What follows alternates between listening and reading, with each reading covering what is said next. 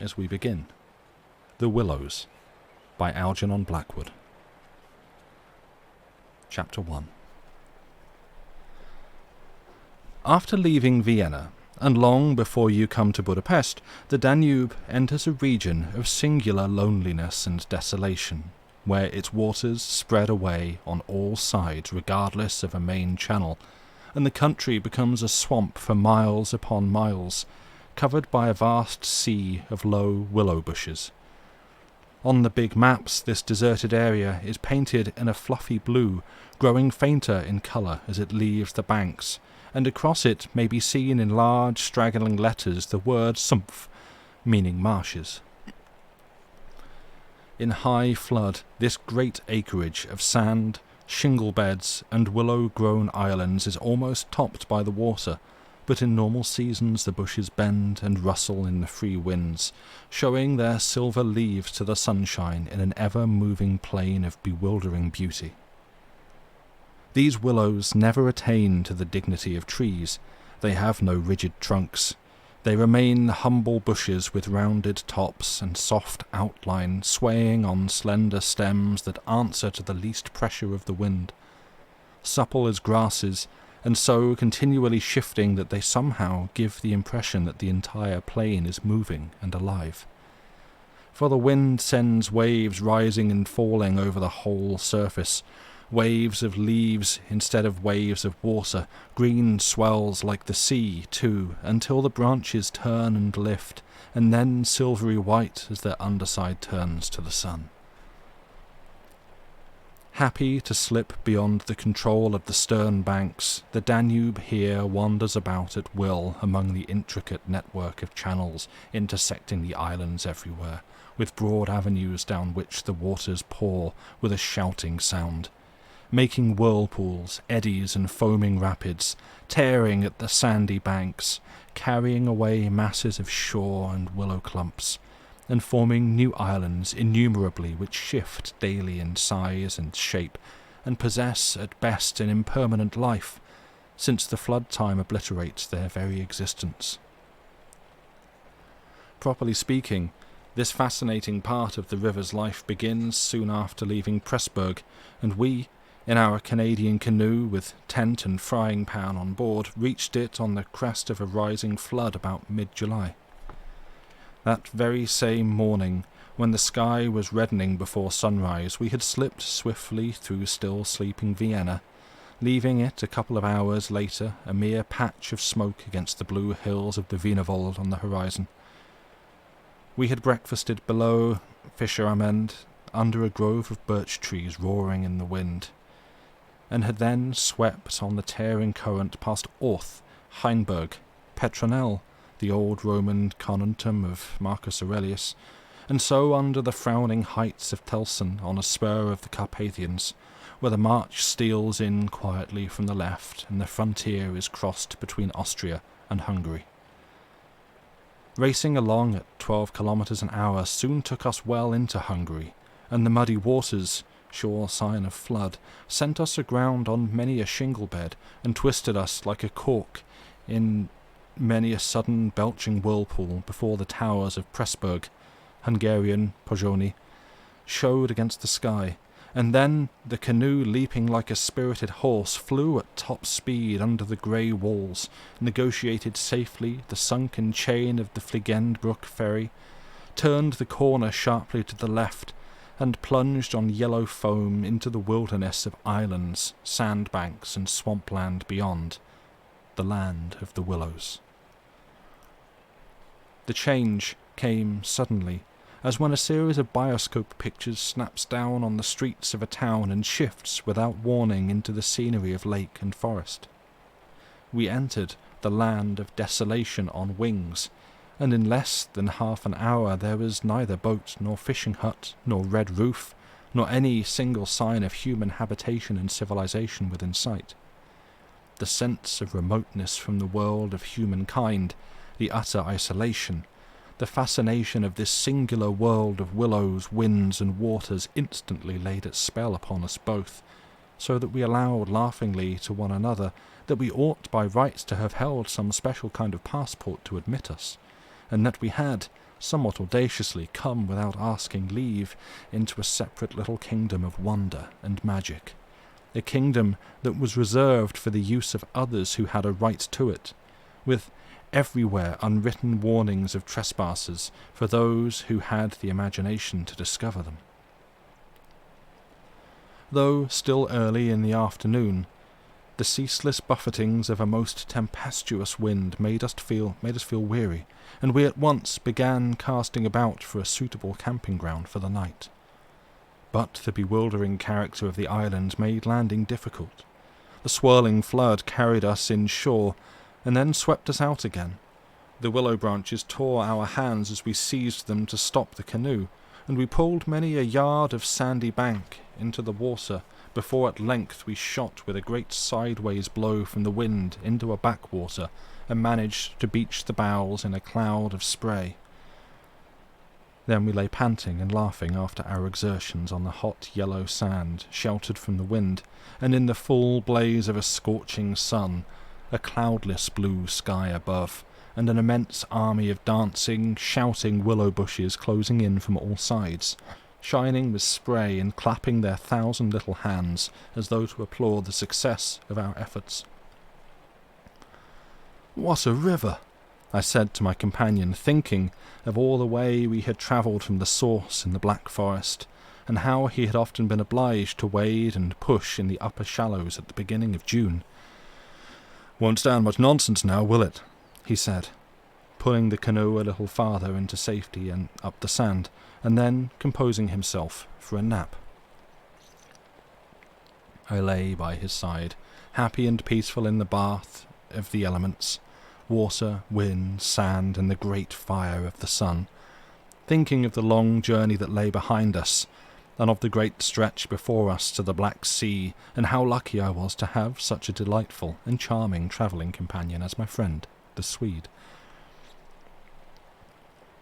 We had made many similar journeys together, but the Danube, more than any other river I knew, impressed us from the very beginning with its aliveness.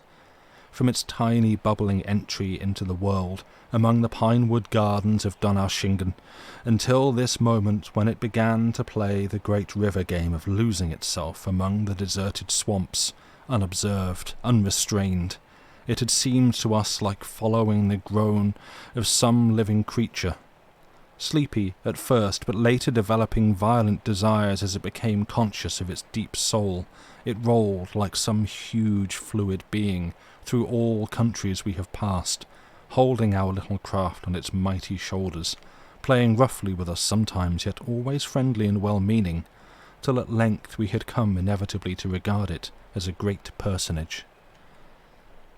How, indeed, could it be otherwise, since it told us so much of its secret life? At night we heard it singing to the moon as we lay in our tent, uttering that odd sibilant note peculiar to itself and said to be caused by the rapid tearing of the pebbles along its bed, so great is its hurrying speed. We knew, too, the voice of its gurgling whirlpools suddenly bubbling up on a surface previously quite calm, the roar of its shallows and swift rapids, its constant steady thundering below all mere surface sounds, and that ceaseless tearing of its icy waters at the banks. How it stood up and shouted when the rains fell flat upon its face, and how its laughter roared out when the wind blew upstream and tried to stop its growing speed. We knew all its sounds and voices, its tumblings and foamings, its unnecessary splashing against the bridges, that self-conscious chatter where there were hills to look on, the affected dignity of its speech when it passed through the little towns, far too important to laugh, and all these faint, sweet whisperings when the sun caught it fairly in some slow curve and poured down upon it till the stream rose, and the sound of a cat howling at the door. Okay, be prepared for this. I'll just be a second.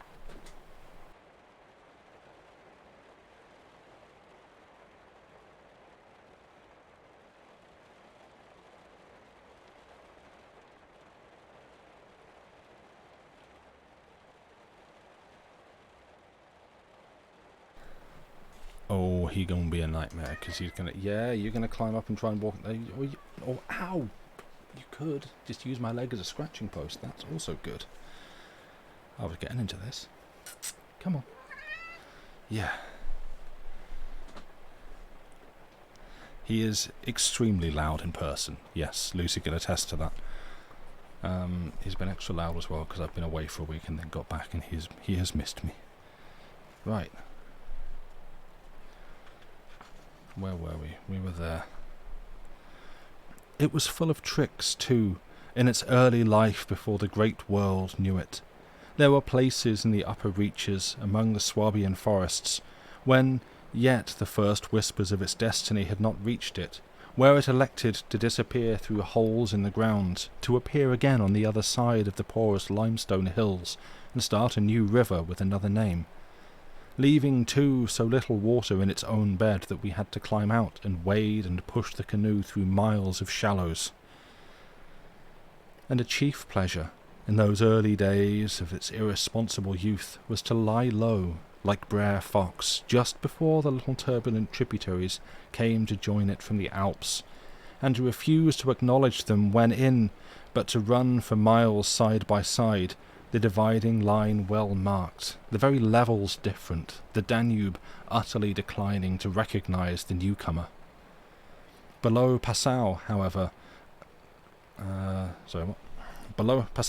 it gave up this particular trick, for there the inn comes in with a thundering power impossible to ignore, and so pushes... Sorry, having a cat on my lap who was batting my arm is very distracting. Yes, you were very distracting. And so pushes pushes and incommodes the parent river, that there is hardly room for them in the long twisting gorge that follows, and the Danube is shoved this way and that against the cliffs, and forced to hurry itself with great waves and much dashing to and fro in order to get through in time. And during the fight our canoe slipped down from its shoulder to its breast, and had the time of its life among the struggling waves. But the inn taught the old river a lesson, and after Passau it no longer pretended to ignore new arrivals.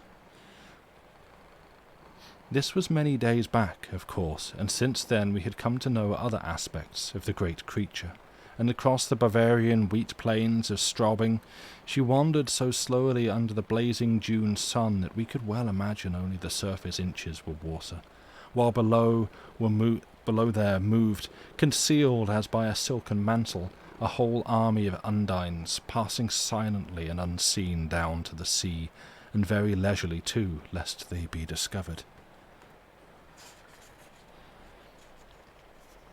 Much, too, we forgave her because of her friendliness to the birds and animals that haunted the shores.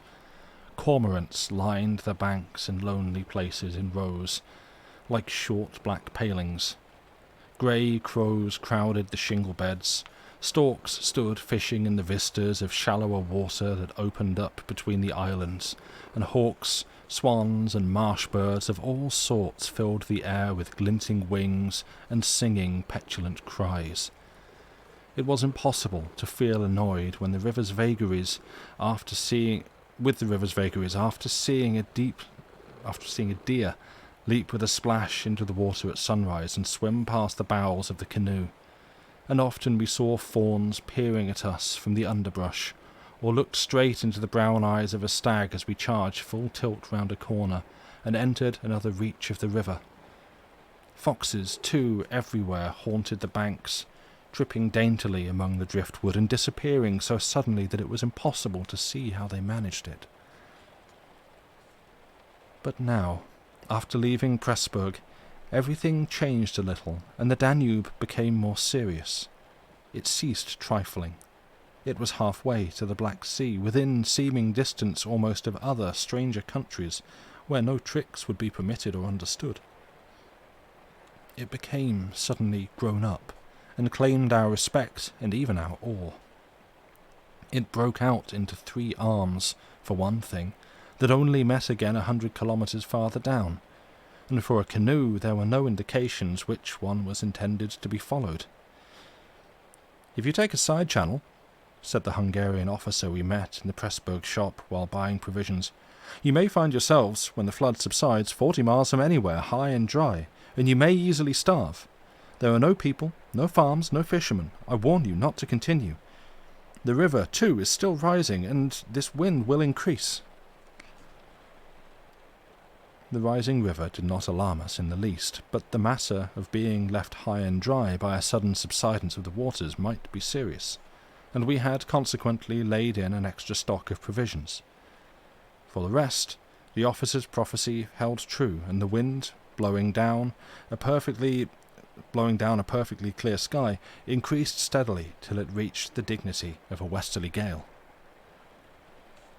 It was earlier than usual when we camped, for the sun was a good hour or two from the horizon, and leaving my friend still asleep on the hot sand, I wandered about in desultory examination of our hotel. The island, I found, was less than an acre in extent, a mere sandy bank, extending some 2 or 3 feet above the level of the river. The far end, pointing into the sunset, was covered with flying spray, which the tremendous wind drove off the crests of the broken waves. It was triangular in shape, with the apex upstream.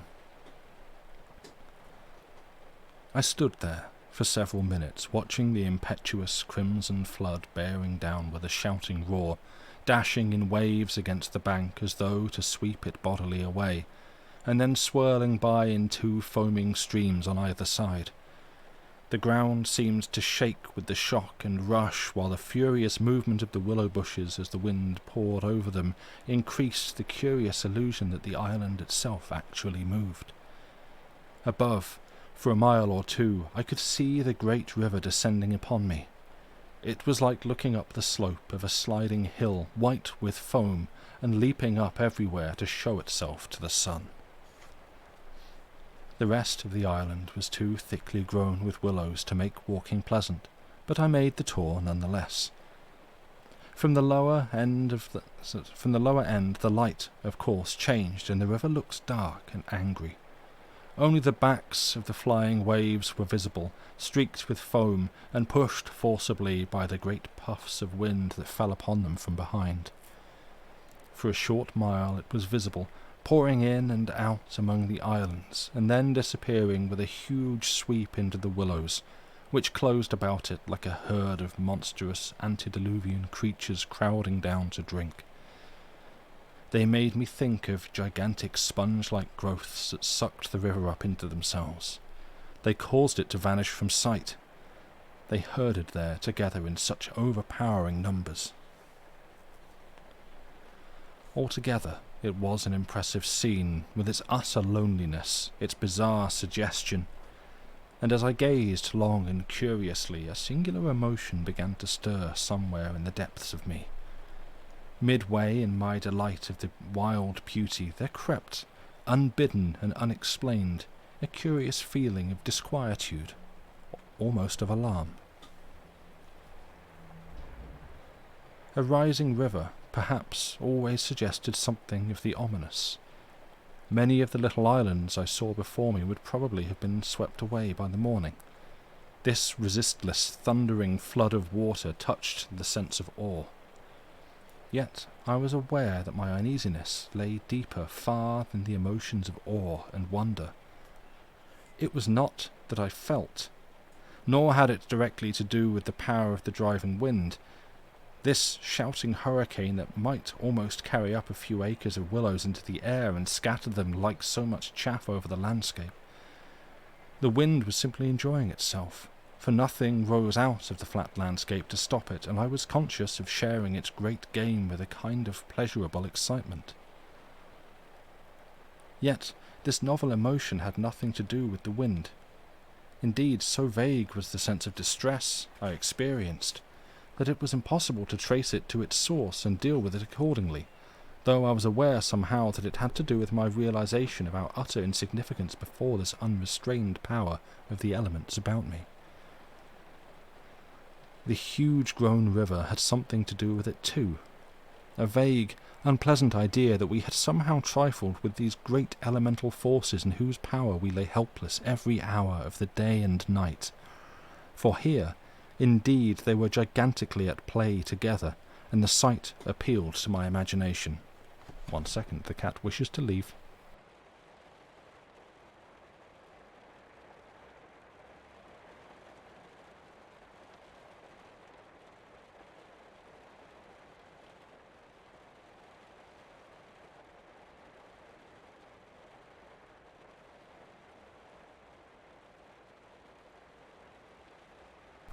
Suits me, it is far too warm to have the windows shut.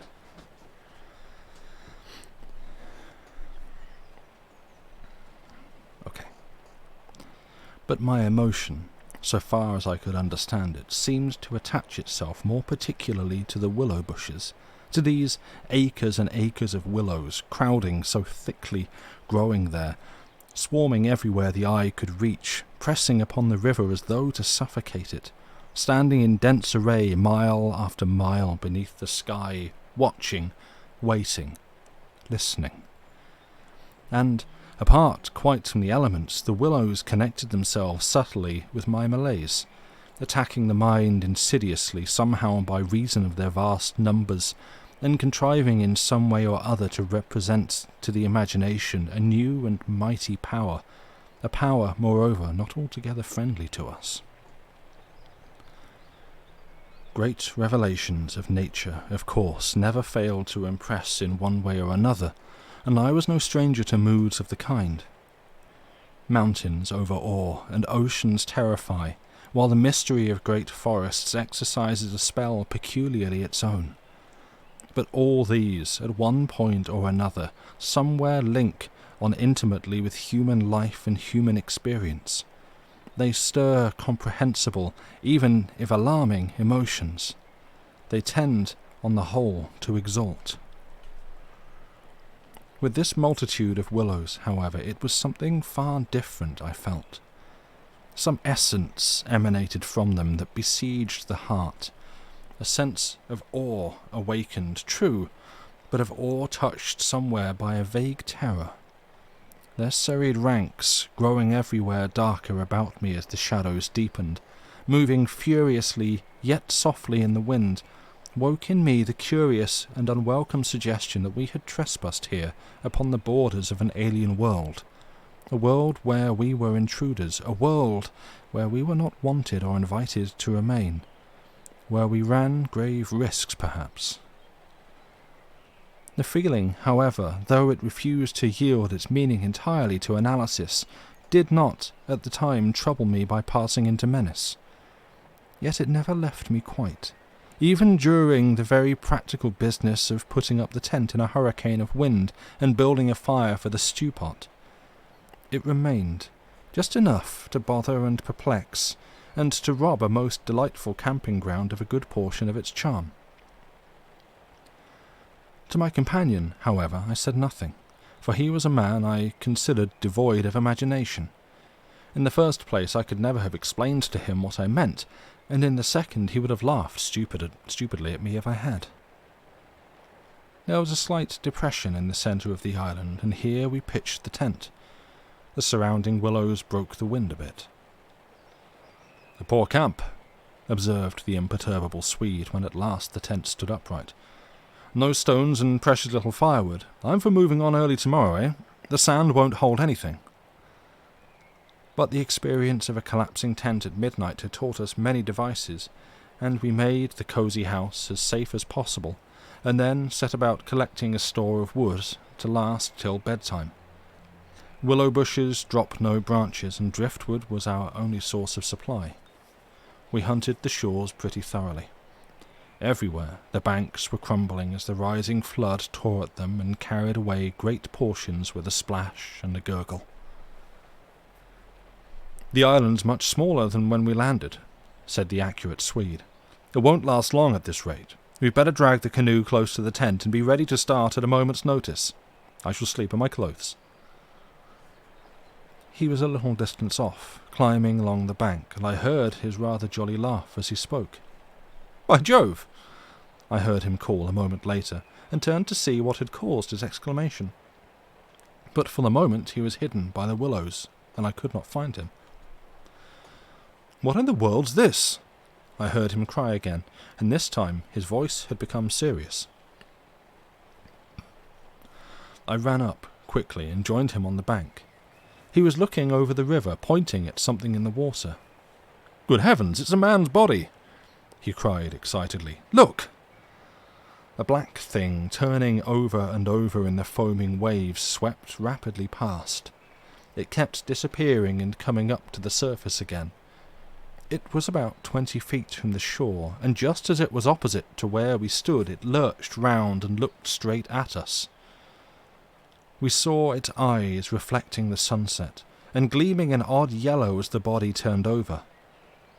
Then it gave a swift, gulping plunge and dived out of sight in a flash.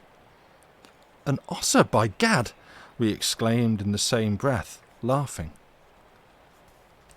It was an otter, alive and out on the hunt, yet it had looked exactly like the body of a drowned man turning helplessly in the current. Far below it came to the surface once again, and we saw its black skin wet and shining in the sunlight. Then, too, just as we turned back, our arms full of driftwood, another thing happened to recall us to the riverbank. This time it really was a man, and what was more, a man in a boat. Now, a small boat on the Danube was an unusual sight at any time, but here, in this deserted region, and at flood time, it was so unexpected as to constitute a real event. We stood and stared.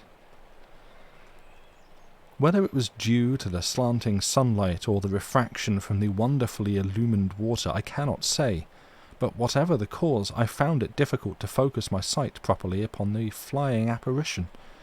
It seemed, however, to be a man standing upright in a sort of flat-bottomed boat, steering with a long oar, and being carried down the opposite shore at a tremendous pace.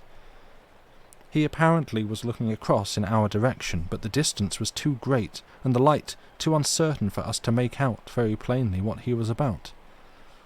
It was the police. They've come for me. It seemed to me that he was gesticulating and making signs at us. His voice came across the water to us, shouting something furiously, but the wind drowned it so that no single word was audible.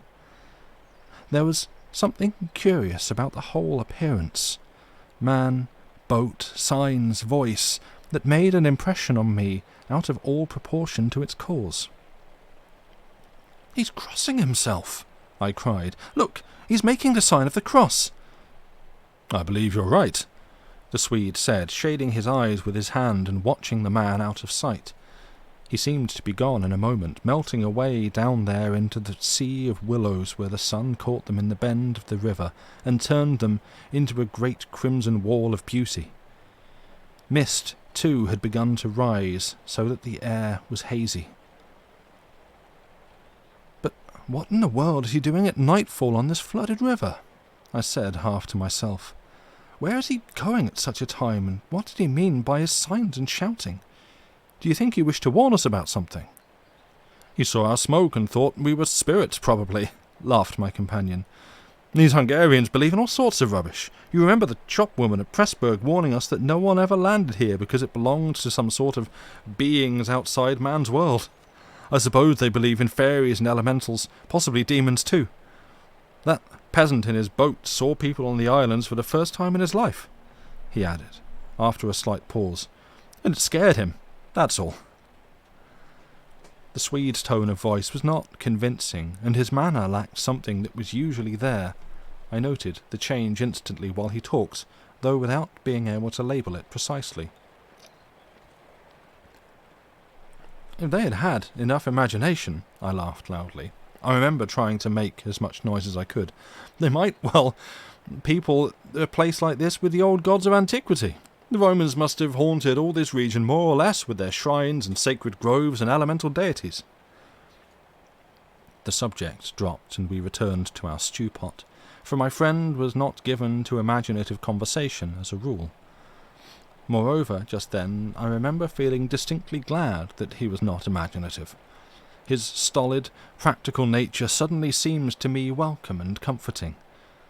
It was an admirable temperament, I felt. He could steer down rapids, shoot dangerous bridges and whirlpools better than any man I ever saw in a canoe. He was a grand fellow for an adventurous trip, a tower of strength when untoward things happened. I looked at his strong face and light curly hair as he staggered along under his pile of driftwood, twice the size of mine, and I experienced a feeling of relief. Yes, I was distinctly glad just then that the Swede was what he was, and that he never made remarks that suggested more than they said. "The river's still rising, though," he added, as if following out some thoughts of his own, and dropping his load with a gasp. "This island will be under water in 2 days if it goes on." "I wish the wind would go down," I said. "I don't care a fig for the river." The flood, indeed, had no terrors for us. We could get off at 10 minutes' notice, and the more water the better we liked it. It meant an increasing current and the obliteration of the treacherous shingle beds that so often threatened to tear the bottom out of our canoe. Contrary to our expectations, the wind did not go down with the sun. It seemed to increase with the darkness, howling overhead and shaking the willows round us like straws. Curious sounds accompanied it sometimes, like the explosion of heavy guns, and it fell upon the water and the island in great flat blows of immense power. It made me think of the sounds a planet must make, could we only hear it driving along through space. Joey's back at the door. 1 second.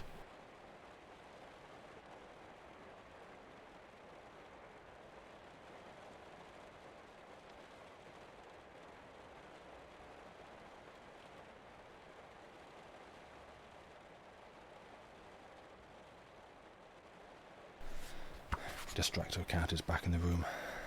You gonna jump up? No, goodness sake. Okay, well, yep, that's him just walking across the laptop. Okay, next time he goes out, he stays out. But the sky kept wholly clear of clouds, and soon after supper the full moon rose up in the east and covered the river and the plain of shouting willows with a light like the day.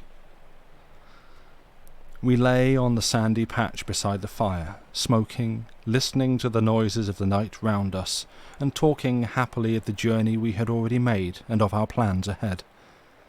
The map lay spread in the door of the tent, but the high wind made it hard to study, and presently we lowered the curtain and extinguished the lantern.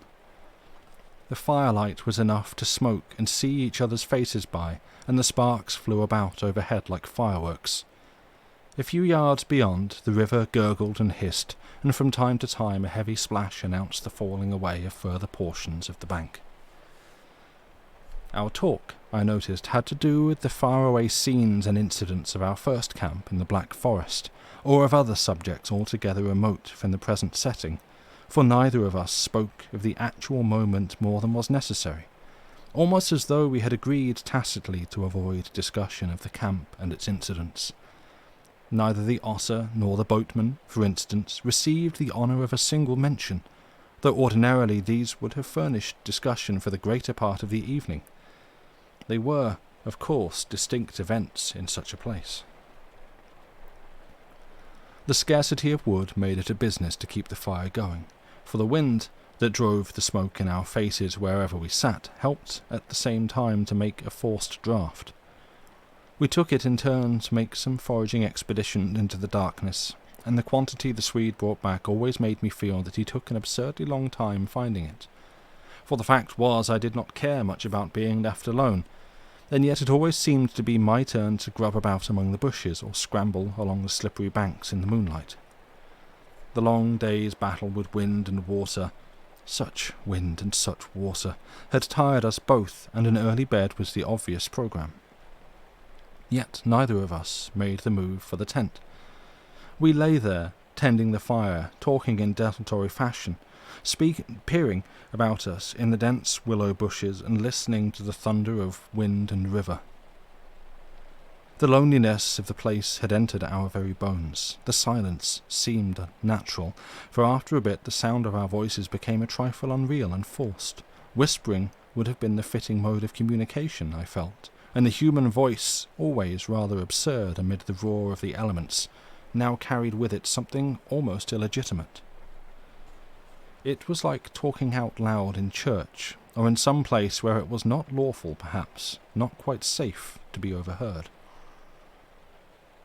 The eeriness of this lonely island, set among a million willows swept by a hurricane and surrounded by hurrying deep waters, touched us both, I fancy. Untrodden by man, almost unknown to man, it lay there beneath the moon, remote from human influence, on the frontier of another world, an alien world, a world tenanted by willows only and the souls of willows. And we, in our rashness, had dared to invade it, even to make use of it. Something more than the power of its mystery stirred in me as I lay on the sand, feet to fire, and peered up through the leaves at the stars. For the last time I rose to get firewood. "When this is burnt up," I said firmly, "I shall turn in." And my companion watched me lazily as I moved off into the surrounding shadows. For an unimaginative man, I thought he seemed unusually receptive that night, unusually open to suggestion of things other than sensory. He, too, was touched by the beauty and loneliness of the place.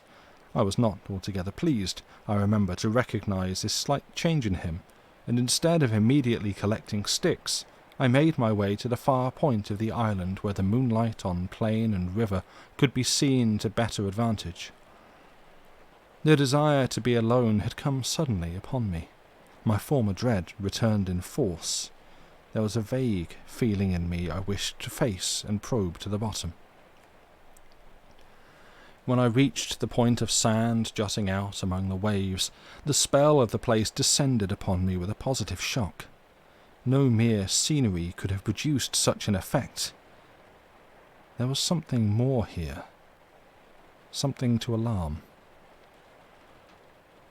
I gazed across the waste of wild waters. I watched the whispering willows. I heard the ceaseless beating of the tireless wind. And one and all, each in its own way, stirred in me this sensation of a strange distress. But the willows especially. Forever they went on chattering and talking among themselves, laughing a little, shrilly crying out, sometimes sighing. But what it was they made so much to do about belongs to the secret life of the great plain they inhabited, and it was utterly alien to the world I knew, or to that of the wild yet kindly elements. They made me think of a host of beings from another plane of life, another evolution altogether, perhaps, all discussing a mystery known only to themselves. I watched them moving busily together, oddly shaking their big bushy heads, twirling their myriad leaves even when there was no wind. They moved of their own will as though alive, and they touched, by some incalculable method, my own keen sense of the horrible. There they stood in the moonlight, like a vast army surrounding our camp, shaking their innumerable silver spears defiantly, formed all ready for an attack. The psychology of places, for some imaginations at least, is very vivid. For the wanderer, especially, camps have their note either of welcome or rejection. At first it may not always be apparent, because the busy preparations of tents and cooking prevent, but with the first pause, after supper usually, it comes and announces itself. And the note of this willow camp now became unmistakably plain to me. We were interlopers, trespassers. We were not welcomed. The sense of unfamiliarity grew upon me as I stood there watching. We touched the frontier of a region where our presence was resented. For a night's lodging we might perhaps be tolerated, but for a prolonged and inquisitive stay, no. By all the gods of the trees and wilderness, no. We were the first human influences upon this land, and we were not wanted. The willows were against us. Strange thoughts like these, bizarre fancies, born I know not whence, found lodgment in my mind as I stood listening. What, I thought, if, after all, these crouching willows proved to be alive, if suddenly they should rise up like a swarm of living creatures, marshalled by the gods whose territory we had invaded, sweep towards us off the vast swamps, booming overhead in the night, and then settle down. As I looked, it was so easy to imagine they actually moved, crept nearer, retreated a little, huddled together in masses, hostile, waiting for the great wind that should finally start them a-running. I could have sworn their aspect changed a little, and their ranks deepened and pressed more closely together. The melancholy shrill cry of a night bird sounded overhead, and suddenly I nearly lost my balance as the piece of bank I stood upon fell with a great splash into the river, undermined by the flood. I stepped back just in time and went on hunting for firewood again, half laughing at the odd fancies that crowded so thickly into my mind and cast their spell upon me. I recalled the Swede's remark about moving on next day, and I was just thinking that I fully agreed with him when I turned with a start and saw the subject of my thoughts standing immediately in front of me. He was quite close. The roar of the elements had covered his approach. So this is going to be a bit longer than I expected, but I would like to try and get through the whole story in one night. So what I'm going to do is I'm going to take a break now, and I think I advise everyone to strap in for a long one, because we might be here for a little bit longer than usual. Joey also wishes to leave the room, so it is break time. Go take a break, do break-like things, get up, stretch, do the fluid cycling, and I'll see you back here in about 5 minutes. Thank you for being here.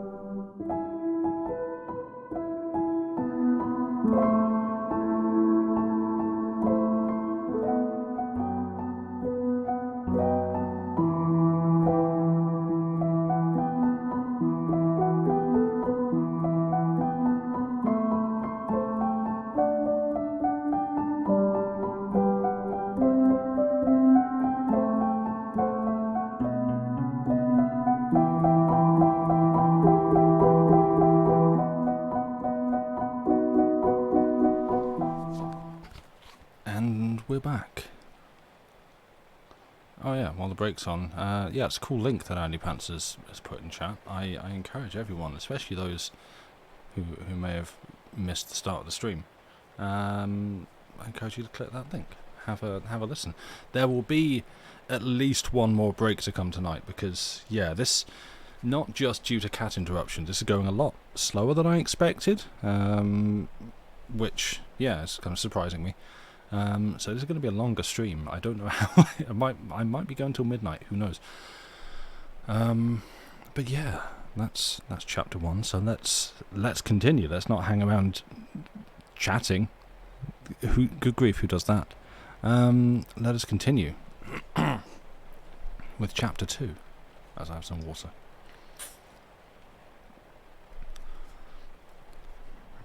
"You've been gone so long," he shouted above the wind. "I thought something must have happened to you." But there was that in his tone, and a certain look in his face as well, that conveyed to me more than his usual words, and in a flash I understood the real reason for his coming. It was because the spell of the place had entered his soul too, and he did not like being alone. "River still rising," he cried, pointing to the flood in the moonlight, "and the wind's simply awful." He always said the same things, but it was the cry for companionship that gave the real importance to his words. "Lucky," I cried back. "Our tent's in the hollow. I think it'll hold all right." I added something about the difficulty of finding wood in order to explain my absence, but the wind caught my words and flung them across the river, so that he did not hear, but just looked at me through the branches, nodding his head. "Lucky if we get away without disaster," he shouted, or words to that effect, and I remember feeling half angry with him for putting the thought into words, for it was exactly what I felt myself. There was disaster impending somewhere, and the sense of presentiment lay unpleasantly upon me. We went back to the fire and made a final blaze, poking it up with our feet. We took a last look around. But for the wind, the heat would have been unpleasant. I put this thought into words, and I remember my friend's reply struck me oddly, that he would rather have the heat, the ordinary July weather, than this diabolical wind. Everything was snug for the night. The canoe the canoe lying turned over beside the tent, with both yellow paddles beneath her, the provision sack hanging from a willow stem, and the washed-up dishes removed to a safe distance from the fire, all ready for the morning meal. We smothered the embers of the fire with sand and then turned in. The flap of the tent door was up, and I saw the branches and the stars in the white moonlight. The shaking willows and the heavy buffetings of the wind against our taut little house were the last things I remembered as sleep came down and covered all with its soft and delicious forgetfulness. Suddenly I found myself lying awake, peering from the sandy mattress through the door of the tent. I looked at my watch pinned against the canvas, and saw by the bright moonlight that it was past 12 o'clock, the threshold of a new day, and I had therefore slept a couple of hours. The Swede was asleep still beside me. The wind howled as before. Something plucked at my heart and made me feel afraid. There was a sense of disturbance in my immediate neighbourhood. I sat up quickly and looked out. The trees were swaying violently to and fro, and the gusts smote them, but our little bit of green canvas lay snugly safe in the hollow, for the wind passed over it without meeting enough resistance to make it vicious. The feeling of disquietude did not pass, however, and I crawled quietly out of the tent to see if our belongings were safe. I moved carefully so as not to waken my companion. A curious excitement was on me. I was halfway out, kneeling on all fours, when my eye first took in that the tops of the bushes opposite, with their moving tracery of leaves, made shapes against the sky. I sat back on my haunches and stared. It was incredible, surely, but there, opposite and slightly above me, were shapes of some indeterminate sort among the willows, and as the branches swayed in the wind they seemed to group themselves about these shapes, forming a series of monstrous outlines that shifted rapidly beneath the moon. Close, about 50 feet in front of me, I saw these things. My first instinct was to waken my companion, that he too might see them, but something made me hesitate.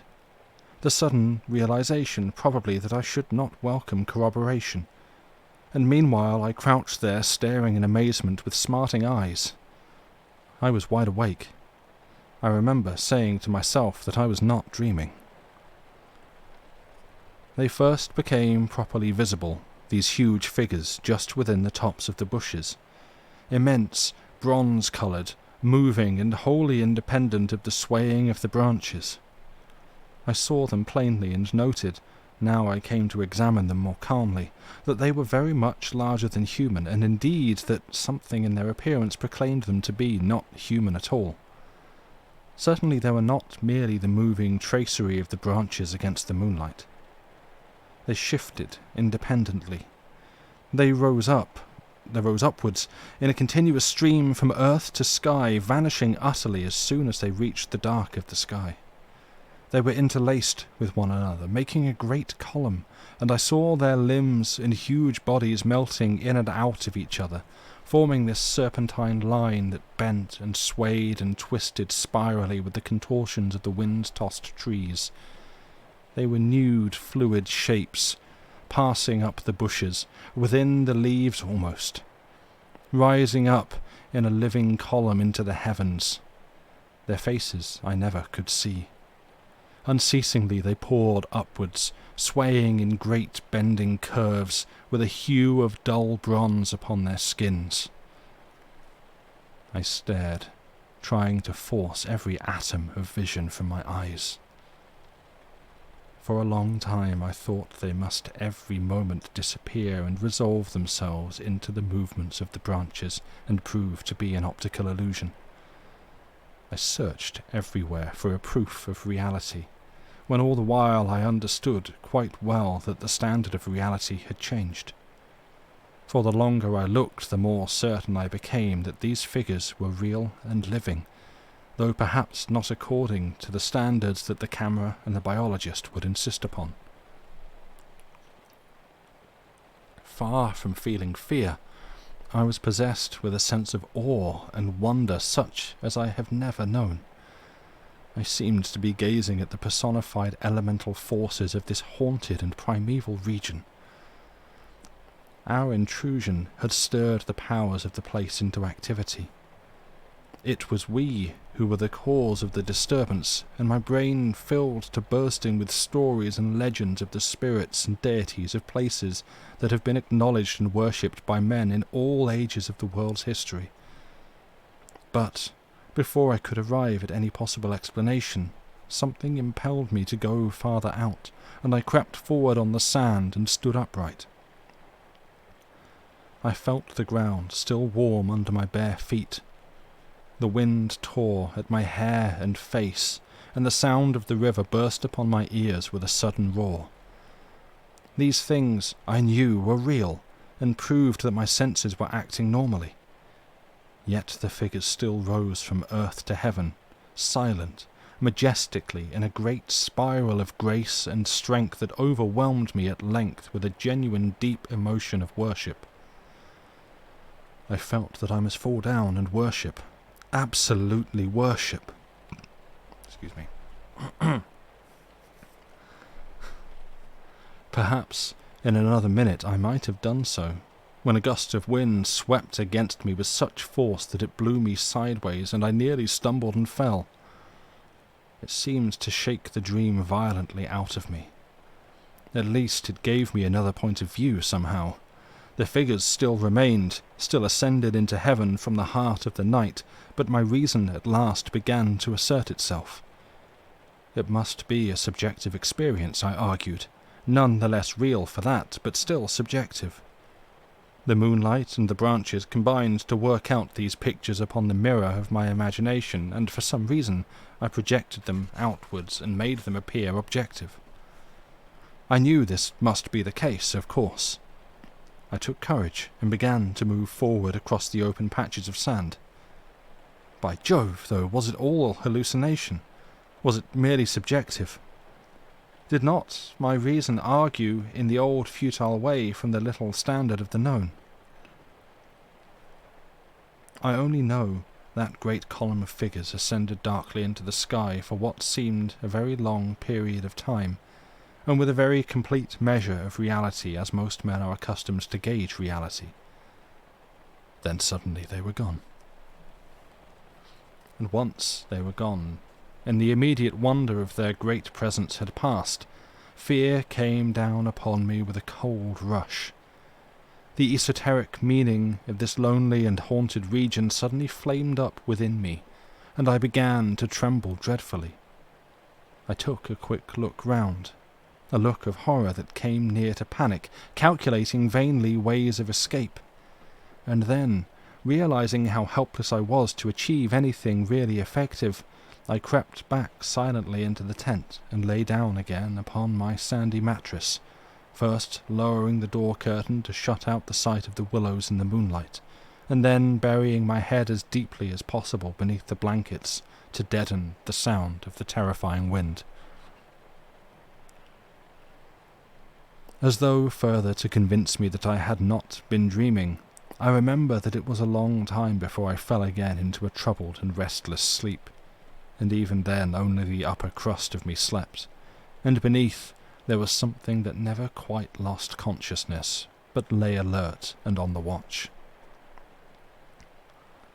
But this second time I jumped up with a genuine start of terror. It was neither the wind nor the river that woke me, but the slow approach of something that caused the sleeping portion of me to grow smaller and smaller, till at last it vanished altogether, and I found myself sitting bolt upright, listening. Outside there was a sound of multitudinous little patterings. They had been coming, I was aware, for a long time, and in my sleep they had first become audible. I sat there nervously wide awake as though I had not slept at all. It seemed to me that my breathing came with difficulty, and that there was a great weight upon the surface of my body. In spite of the hot night, I felt clammy with cold and shivered.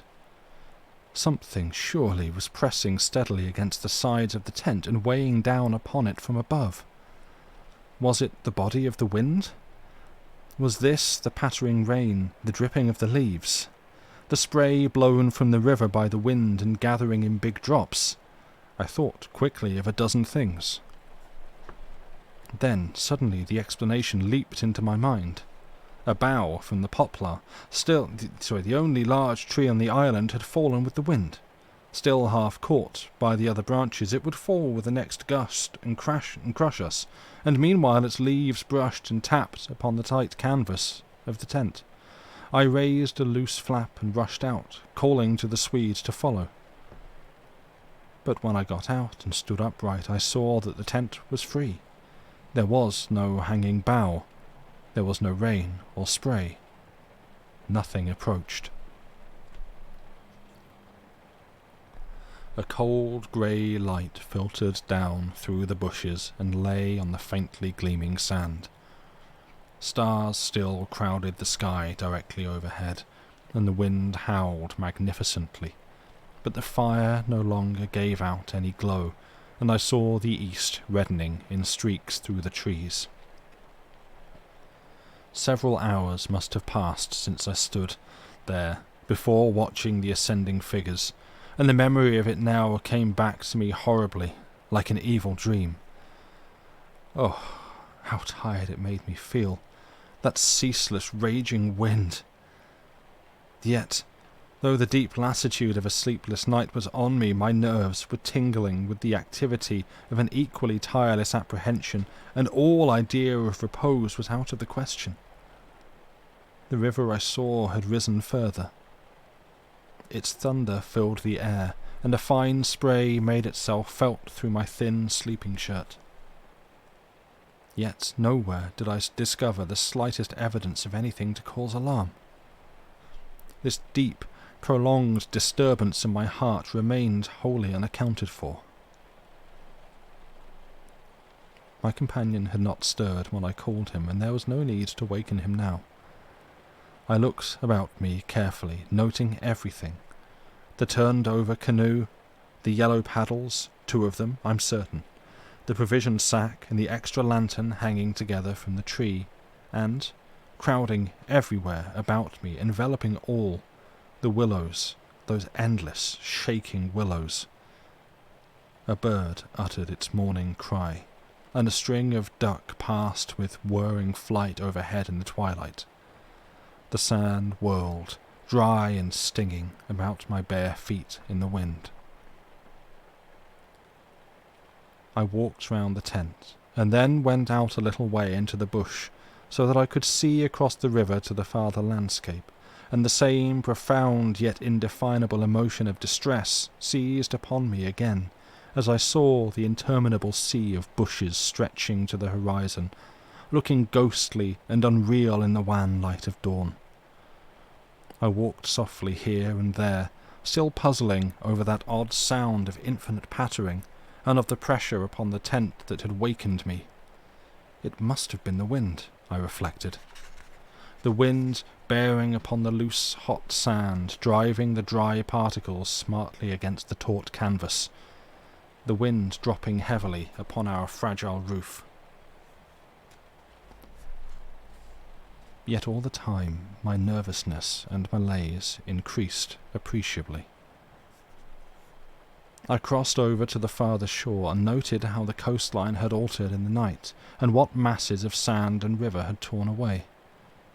I dipped my hands and feet into the cool current and bathed my forehead. Already there was a glow of sunrise in the sky and the exquisite freshness of coming day. On my way back I passed purposely beneath the very bushes where I had seen the column of figures rising into the air, and midway among the clumps I suddenly found myself overtaken by a sense of vast terror. From the shadows a large figure went swiftly by. Someone passed me, as sure as ever man did. It was a great staggering blow from the wind that helped me forward again, and once out in the more open space the sense of terror diminished strangely. The winds were about and walking, I remember saying to myself, for the winds often move like a great presence under the trees. And altogether the fear that hovered about me was such an unknown, an immense kind of fear, so unlike anything I had ever felt before, that it woke a sense of awe and wonder in me that did much to counteract its worst effects. And when I reached a high point in the middle of the island from which I could see the wide stretch of river, crimson in the sunrise, the whole magical beauty of it all was so overpowering that a sort of wild yearning woke in me, and almost brought a cry up into the throat. But this cry found no expression, for as my eyes wandered from the plain beyond to the island round me, and noted our little tent half hidden among the willows, a dreadful discovery leaped out at me, compared to which my terror of the walking winds seemed as nothing at all. For a change, I thought, had somehow come about in the arrangement of the landscape.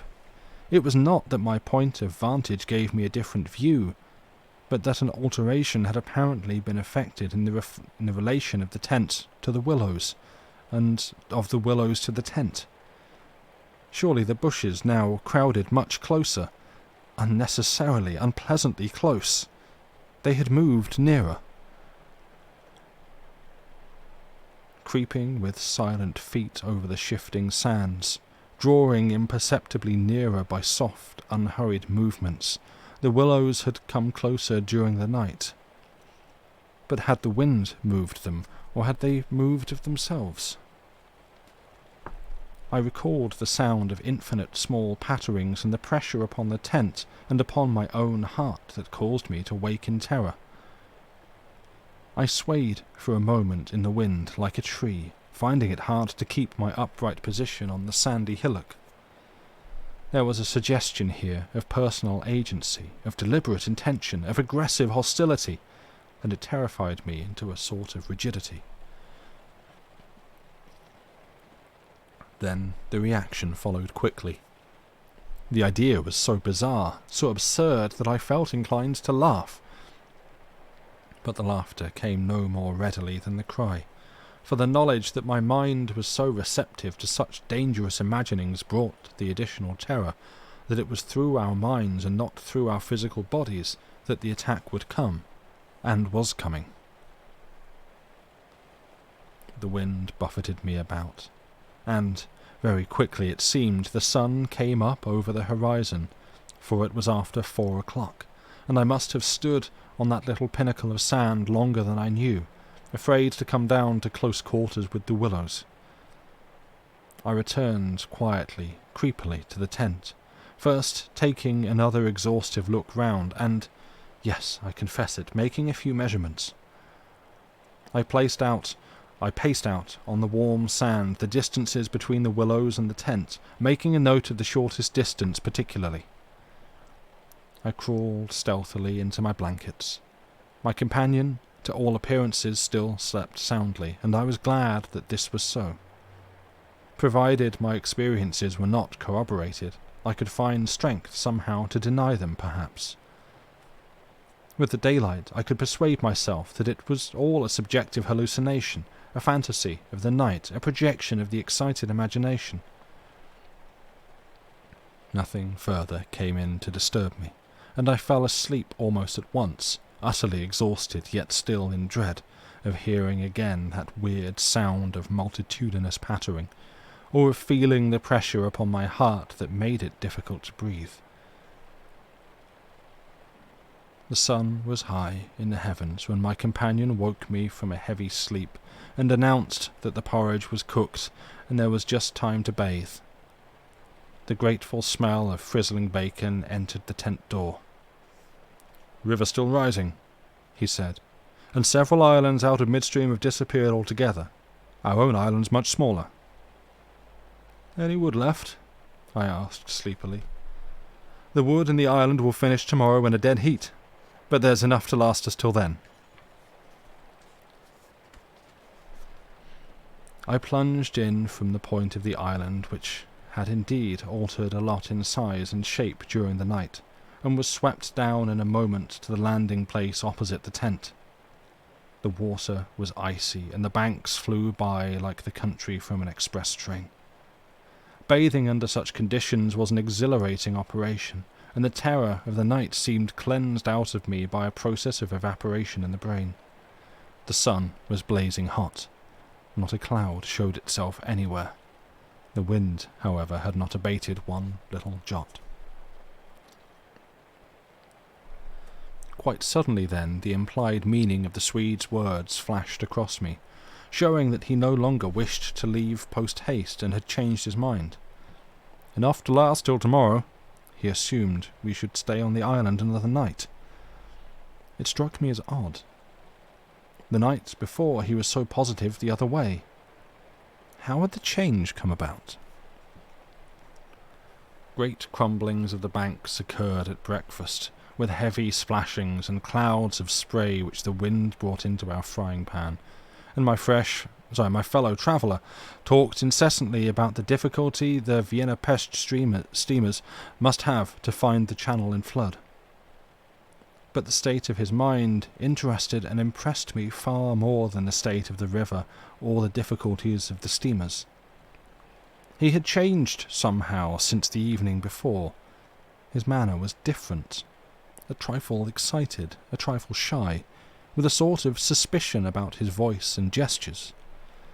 I hardly know how to describe it now in cold blood, but at the time I remember being quite certain of one thing, that he had become frightened. He ate very little breakfast, and for once omitted to smoke his pipe. He had the map spread open beside him and kept studying its markings. "We'd better get off sharp in an hour," I said presently, feeling for an opening that must bring him indirectly to a partial confession at any rate, and his answer puzzled me uncomfortably. "Rather, if they'll let us." "Who'll let us? The elements?" I asked quickly, with affected indifference. "The powers of this awful place, whoever they are. he replied, keeping his eyes on the map. "The gods are here, if they are anywhere at all in the world." "The elements are always the true immortals," I replied, laughing as naturally as I could manage, yet knowing quite well that my face reflected my true feelings, when he looked up gravely at me and spoke across the smoke. "We shall be fortunate if we get away without further disaster." This was exactly what I dreaded, and I screwed myself up to the point of the direct question. It was like agreeing to allow the dentist to extract the tooth. It had to come anyhow in the long run, and the rest was all pretense. "Further disaster? Why? What's happened?" "For one thing, the steering paddle's gone," he said quietly. "The steering paddle gone?" I repeated, greatly excited, for this was our rudder, and the Danube in flood without a rudder was suicide. "But what—" "And there's a tear in the bottom of the canoe," he added, with a genuine little tremor in his voice. I continued staring at him, able only to repeat the words in his face somewhat foolishly. There, in the heat of the sun and on this burning sand, I was aware of a freezing atmosphere descending round us. I got up to follow him, for he merely nodded his head gravely and led the way towards the tent a few yards on the other side of the fireplace. The canoe still lay there as I had seen her in the night, ribs uppermost, the paddles, or rather the paddle, on the sand beside her. "There's only one," he said, stooping to pick it up. "And here's the rent in the baseboard." It was on the tip of my tongue to tell him that I had clearly noticed 2 paddles a few hours before, but a second impulse made me think better of it, and I said nothing. I approached to see. There was a long, finely made tear in the bottom of the canoe where a little slither of wood had been neatly taken clean out. It looked as if the tooth of a sharp rock or snag had eaten down her length, and investigation showed that the hole went through. Had we launched out in her without observing, we must inevitably have foundered. At first, the water would have made the wood swell so as to close the hole, but once out in midstream the water must have poured in, and the canoe, never more than 2 inches above the surface, would have filled and sunk very rapidly. "There, you see an attempt to prepare a victim for the sacrifice," I heard him saying more to himself than to me. 2 victims, rather, he added, as he bent over and ran his fingers along the slit. I began to whistle, a thing I always do unconsciously when utterly nonplussed, and purposely paid no attention to his words. I was determined to consider them foolish. "It wasn't there last night," he said presently, straightening up from his examination and looking anywhere but at me. "We must have scratched her on the landing, of course." I stopped whistling to say, "The stones are very sharp." I stopped abruptly, for at that moment he turned round and met my eye squarely. I knew just as well as he did how impossible my explanation was. There were no stones to begin with. "And then there's this to explain too," he added quietly, handing me the paddle and pointing to the blade. A new and curious emotion spread freezingly over me as I took and examined it. The blade was scraped down all over, beautifully scraped as though someone had sandpapered it with care, making it so thin that the first vigorous stroke must have snapped it off at the elbow. "One of us walked in his sleep and did this thing," I said feebly, or it has been filed by the constant stream of sand particles blown against it by the wind, perhaps." "Ah," said the Swede, turning away, laughing a little. "You can explain everything." "The same wind that caught the steering paddle and flung it so near the bank that it fell in with the next lump that crumbled," I called out after him, absolutely determined to find an explanation for everything he showed me. "I see," he shouted back, turning his head to look at me before disappearing among the willow bushes. Once alone with these perplexing evidences of personal agency, I think my first thought took the form of, one of us must have done this thing, and it certainly was not I. But my second thought decided how impossible it was to suppose, under all the circumstances, that either of us had done it. That my companion, the trusted friend of a dozen similar expeditions, could have knowingly had a hand in it, was a suggestion not to be entertained for a moment. Equally absurd seemed the explanation that this imperturbable and densely practical nature had suddenly become insane and was busied with insane purposes. Yet the fact remained that what disturbed me most, and kept my fear actively alive, even in this blaze of sunshine and wild beauty, was the clear certainty that some curious alteration had come about in his mind. That he was nervous, timid, suspicious, aware of goings-on he did not speak about, watching a series of secret and hitherto unmentionable events, waiting, in a word, for a climax that he expected, and, I thought, expected very soon. This grew up in my mind intuitively, I hardly know how.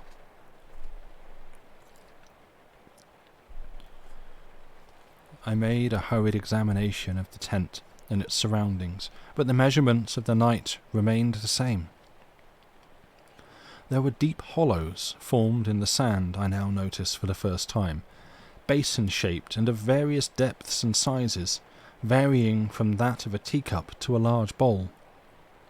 The wind, no doubt, was responsible for these miniature craters, just as it was for lifting the paddle and tossing it towards the water.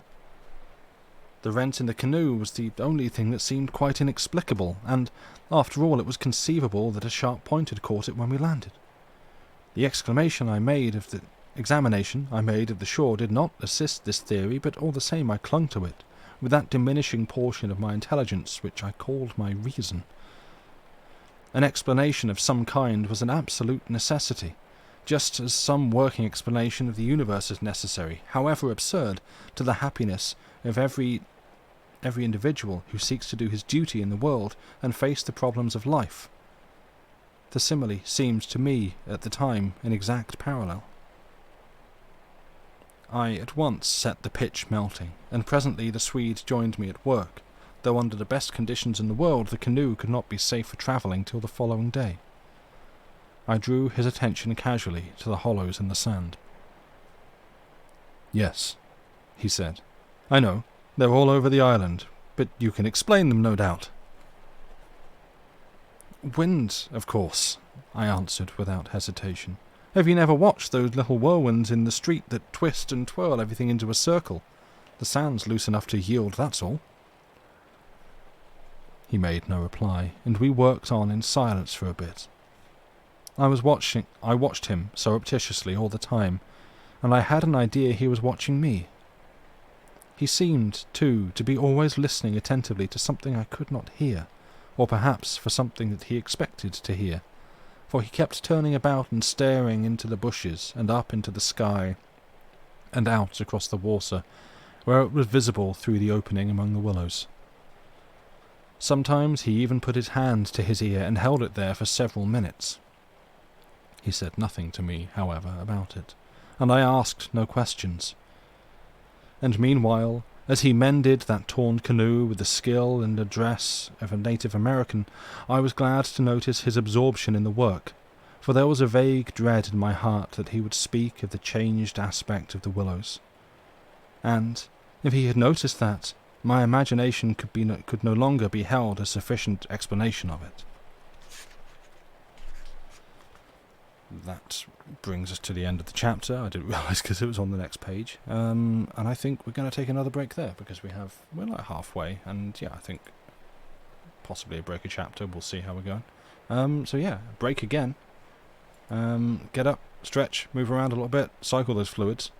And I'll see you back here in about 5 minutes. Thank you for being here.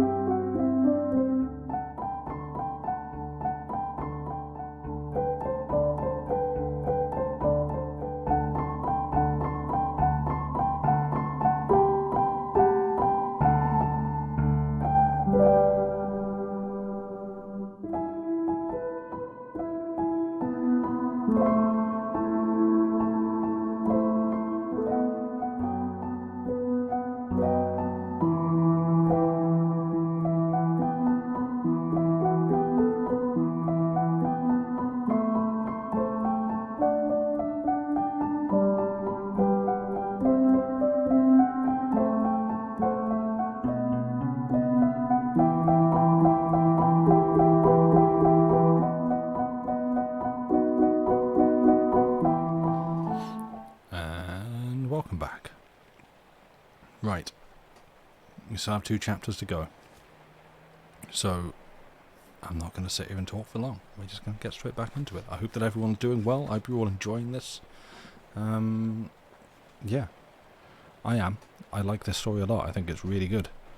Woo, more! Indeed, I agree. So, let us continue with chapter 3. At length, after a long pause, he began to talk. Queer thing, he added in a hurried sort of voice, as though he wanted to say something and get it over. Queer thing, I mean, about that otter last night. I had expected something so totally different that he caught me with surprise, and I looked up sharply. Shows how lonely this place is. Otters are awfully shy things. I don't mean that, of course, he interrupted. I mean, do you think it really was an otter? What else? In the name of heaven, what else? You know, I saw it before you did, and at first it seemed so much bigger than an otter. The sunset, as you looked upstream, magnified it or something, I replied. He looked at me absently a moment, as though his mind were busy with other thoughts. It had such extraordinary yellow eyes, he went on half to himself. That was the sun too, I laughed, a trifle boisterously. I suppose you'll wonder next if that fellow in the boat... I suddenly decided not to finish the sentence. He was in the act of listening, turning his head to the wind, and something in the expression of his face made me halt. The subject dropped, and we went on with our caulking. Apparently, he had not noticed my unfinished sentence. 5 minutes later, however, he looked at me across the canoe, the smoking pitch in his hand, his face exceedingly grave. I did rather wonder, if you want to know, he said slowly, what that thing in the boat was. I remember thinking at the time it was not a man. The whole business seemed to rise quite suddenly out of the water. I laughed, again boisterously in his face, but this time there was impatience and a strain of anger too in my feeling. Look here now, I cried.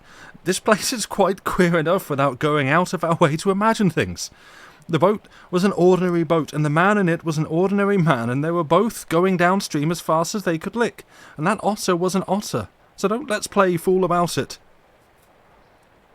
He looked steadily at me with the same grave expression. He was not in the least annoyed. I took courage from his silence. And, for heaven's sake, I went on, don't keep pretending you hear things, because it only gives me the jumps, and there's nothing to hear but the river and this cursed old thundering wind. You fool, he answered in a low, shocked voice. You utter fool. That's just the way all victims talk, as if you didn't understand just as well as I do. He sneered, with scorn in his voice and a sort of resignation. The best thing you can do is to keep quiet and try to hold your mind as firm as possible. This feeble attempt at self-deception only makes the truth harder when you're forced to meet it. My little effort was over, and I found nothing more to say, for I knew quite well his words were true, and that I was the fool, not he. Up to a certain stage in the adventure he kept ahead of me easily, and I think I felt annoyed to be out of it, to be thus proved less psychic, less sensitive than himself to these extraordinary happenings, and half ignorant all the time of what was going on under my very nose. He knew from the very beginning, apparently. But at the moment I wholly missed the point of his words about the necessity of there being a victim, and that we ourselves were destined to satisfy the want. I dropped all pretence thenceforward, but thenceforward likewise my fear increased steadily to the climax. "But you're quite right about one thing," he added, before the subject passed, "and that is that we're wiser not to talk about it, or even to think about it, because what one thinks finds expression in words, and what one says happens." That afternoon, while the canoe dried and hardened, we spent trying to fish, testing the leak, collecting wood, and watching the enormous flood of rising water. Masses of driftwood swept near our shores sometimes, and we fished for them with long willow branches. The island grew perceptibly smaller as the banks were torn away with great gulps and splashes. The weather kept brilliantly fine till about 4 o'clock, and then, for the first time for 3 days, the wind showed signs of abating. Clouds began to gather in the southwest, spreading thence slowly over the sky. This lessening of the wind came as a great relief, for the incessant roaring, banging and thundering had irritated our nerves. Yet the silence that came about 5 o'clock, with its sudden cessation, was in a manner quite as oppressive. The booming of the river had everything in its own way then. It filled the air with deep murmurs, more musical than the wind noises, but infinitely more monotonous. The wind held many notes, rising, falling, always beating out some sort of great elemental tune, whereas the river's song lay between 3 notes at most, dull pedal notes that held a lugubrious quality foreign to the wind, and somehow seemed to me, in my then nervous state, to sound wonderfully well the music of doom. It was extraordinary, too, how the withdrawal suddenly of bright sunlight took everything out of the landscape that made for cheerfulness. And since this particular landscape had already managed to convey the suggestion of something sinister, the change, of course, was all the more unwelcome and noticeable. For me, I know, the darkening outlook became distinctly more alarming, and I found myself more than once calculating how soon after sunset the full moon would get up in the east, and whether the gathering clouds would greatly interfere with her lighting of the little island. With this general hush of the wind, though it still indulged in occasional brief gusts, the river seemed to me to grow blacker, the willows to stand more densely together. The latter, too, kept up a sort of independent movement of their own, rustling among themselves when no wind stirred, and shaking oddly from the roots upwards. When common objects in this way become charged with the suggestion of horror, they stimulate the imagination far more than things of unusual appearance, and these bushes, crowding huddled about us, assumed for me in the darkness a bizarre grotesquerie of appearance that lent to them somehow the aspect of purposeful and living creatures. Their very ordinariness, I felt, masked what was malignant and hostile to us. The forces of the region drew nearer with the coming of night. They were focusing upon our island, and more particularly upon ourselves. For thus, somehow, in the terms of the imagination, did my really indescribable sensations in this extraordinary place present themselves. I had slept a good deal in the early afternoon, and had thus recovered somewhat from the exhaustion of a disturbed night, but this only served apparently to render me more susceptible than before to the obsessing spell of the haunting. I fought against it, laughing at my feelings as absurd and childish, with very obvious physiological explanations. Yet in spite of every effort, they gained in strength upon me, so that I dreaded the night as a child lost in a forest must dread the approach of darkness. The canoe we had carefully covered with a waterproof sheet during the day, and the one remaining paddle had been securely tied by the Swede to the base of a tree, lest the wind should rob us of that too. From 5 o'clock onwards I busied myself with the stew pot and preparations for dinner, it being my turn to cook that night. We had potatoes, onions, bits of bacon fat to add flavour, and a general thick residue from former stews at the bottom of the pot. With black bread broken up into it, the result was most excellent, and it was followed by a stew of plums with sugar and a brew of strong tea with dried milk. A good pile of wood lay close at hand, and the absence of wind made my duties easy. My companion sat lazily watching me, dividing his attention between cleaning his pipe and giving useless advice, an admitted privilege of the off-duty man. He had been very quiet all the afternoon, engaged in recaulking the canoe, strengthening the tent ropes, and fishing for driftwood while I slept. No more talk about undesirable things had passed between us, and I think his only remarks had to do with the gradual destruction of the island, which he declared was not fully a third smaller than when we first landed. The pot had just begun to bubble when I heard his voice calling to me from the bank, where he had wandered away without my noticing. I ran up. "Come and listen," he said, "and see what you make of it." He held his hand cupwise to his ear, as so often before. "Now do you hear anything?" he asked, watching me curiously. We stood there, listening attentively together. At first I heard only the deep note of the water and the hissings rising from its turbulent surface. The willows, for one, were motionless and silent. Then a sound began to reach my ears faintly, a peculiar sound, something like the humming of a distant gong. It seemed to come across to us in the darkness from the waste of swamps and willows opposite. It was repeated at regular intervals, but it was certainly neither the sound of a bell nor the hooting of a distant steamer. I can liken it to nothing so much as the sound of an immense gong, suspended far up in the sky, repeating incessantly its muffled metallic note, soft and musical, as it was repeatedly struck. My heart quickened as I listened. "I've heard it all day," said my companion. "While you slept this afternoon, it came all around the island. I hunted it down, but could never get near enough to see, to localize it correctly. Sometimes it was overhead, and sometimes it seemed under the water.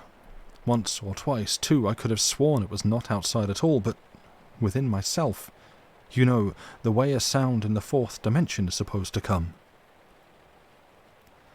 I was too much puzzled to pay much attention to his words. I listened carefully, striving to associate it with any known familiar sound I could think of, but without success.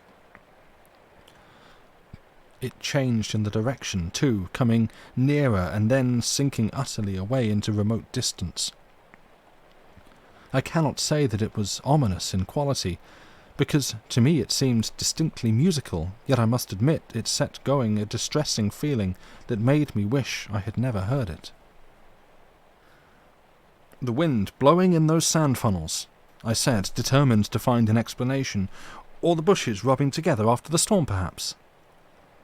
"It comes off the whole swamp," my friend answered. "It comes from everywhere at once." He ignored my explanations. "It comes from the willow bushes somehow. "But now the wind has dropped," I objected. "The willows can hardly make a noise by themselves, can they?" His answer frightened me, first because I had dreaded it, and secondly because I knew intuitively it was true. "It is because the wind has dropped we now hear it. It was drowned before. It is the cry, I believe, of the—" I dashed back to my fire, warned by the sound of bubbling that the stew was in danger, but determined at the same time to escape further conversation. I was resolute, if possible, to avoid the exchanging of views. I dreaded, too, that he would begin about the gods or the elemental forces or something else disquieting, and I wanted to keep myself well in hand for what might happen later. There was another night to be faced before we escaped from this distressing place, and there was no knowing yet what it might bring forth. "Come and cut up bread for the pot," I called to him, vigorously stirring the appetizing mixture. The stew pot held sanity for us both, and the thought made me laugh. He came over slowly and took the provision sack from the tree, fumbling in its mysterious depths, and then emptying the entire contents upon the ground sheet at its feet. "Hurry up!" I cried. "It's boiling!" The Swede burst out into a roar of laughter that startled me. It was forced laughter, not artificial exactly, but mirthless. "There's nothing here," he shouted, holding his sides. "Bread, I mean. It's gone. There is no bread. They've taken it."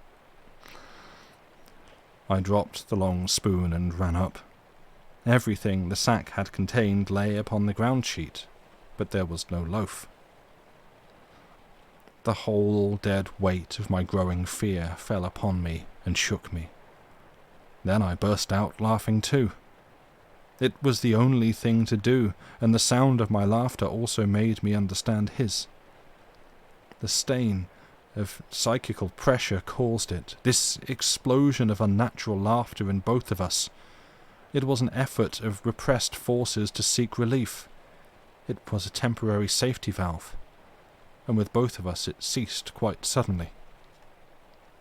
"How criminally stupid of me!" I cried, still determined to be consistent and find an explanation. "I clean forgot to buy a loaf at Pressburg. That chattering woman put everything out of my head, and I must have left it lying on the counter, or the oatmeal, too, is much less than it was this morning."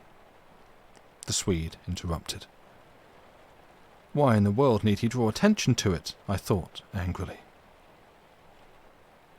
"There's enough for tomorrow," I said, stirring vigorously, "and we can get lots more at Camon or Gran. In 24 hours we shall be miles from here." "I hope so, to God," he muttered, putting the things back into the sack, "unless we're claimed first as victims for the sacrifice."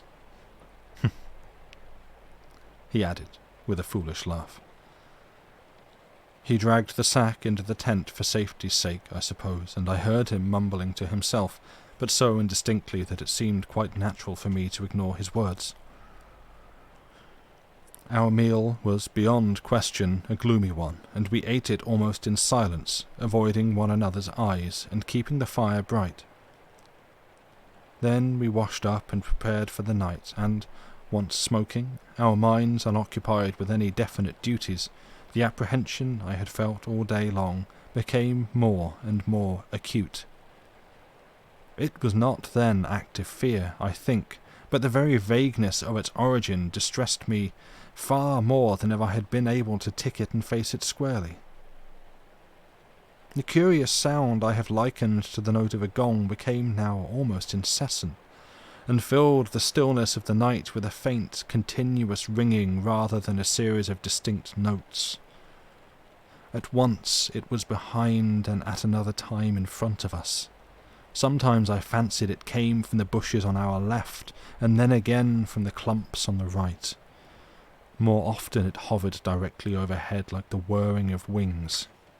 It was really everywhere at once, behind, in front, at our sides, and over our heads, completely surrounding us.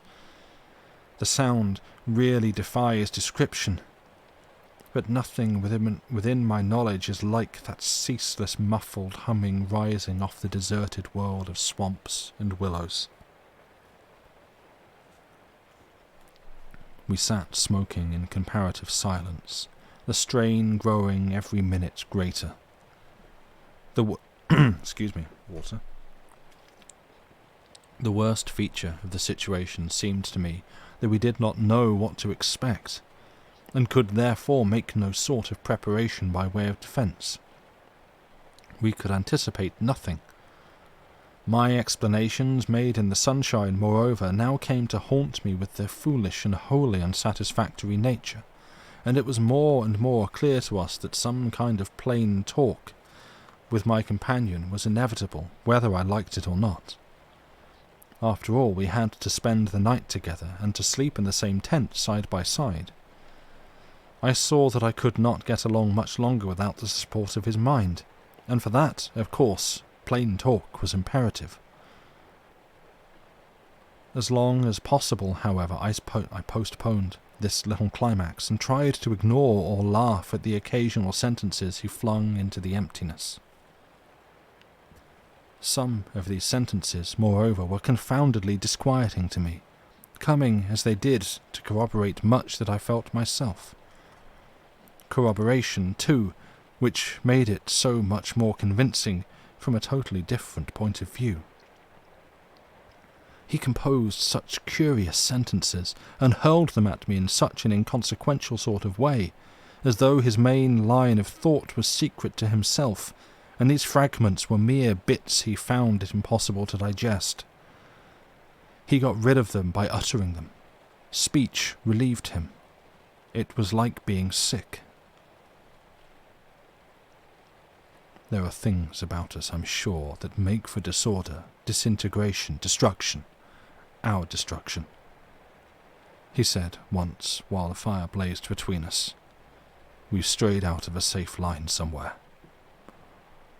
And another time, when the gong sounds had come nearer, ringing much louder than before and directly over our heads, he said, as though talking to himself, "I don't think a gramophone would show any record of that. The sound doesn't come to me by the ears at all. The vibrations reach me in another manner altogether and seem to be within me, which is precisely how a fourth-dimensional sound might be supposed to make itself heard." I purposely made no reply to this, but I sat up a little closer to the fire and peered about me into the darkness. The clouds were massed all over the sky, and no trace of moonlight came through.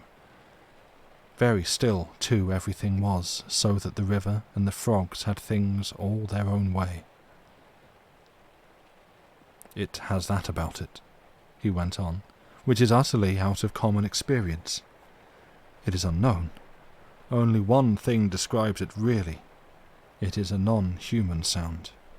I mean, a sound outside humanity."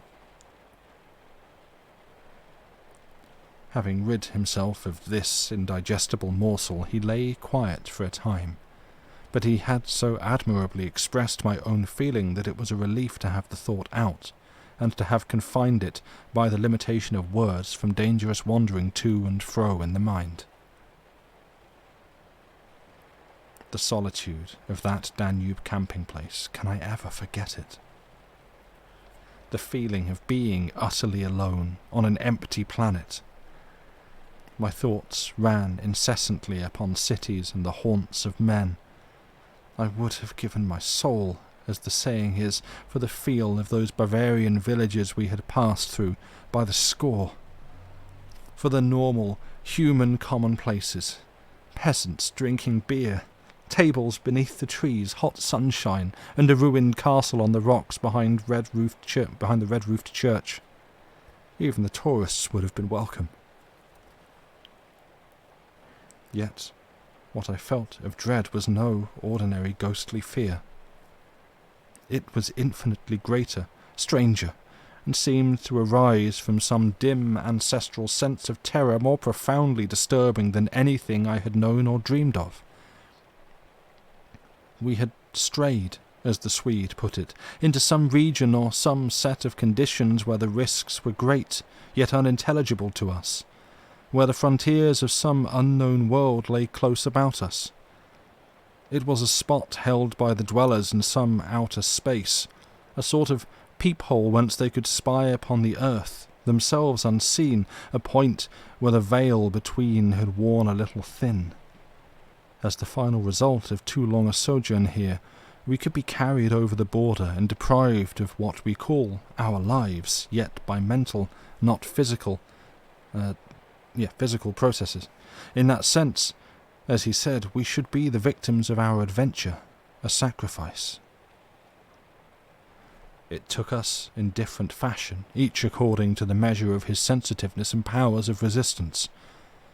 I translated it vaguely into a personification of the mightily disturbed elements, investing them with a horror of a deliberate and malefic purpose, resentful of our audacious intrusion into their breeding place, whereas my friend threw it into the unoriginal form at first of a trespass on some ancient shrine, some place where the old gods still held sway, where the emotional forces of former worshippers still clung, and the ancestral portion of him yielded to the old pagan spell. At any rate, here was a place unpolluted by men, kept clean by the winds from coarsening human influences, a place where spiritual agencies were within reach and aggressive.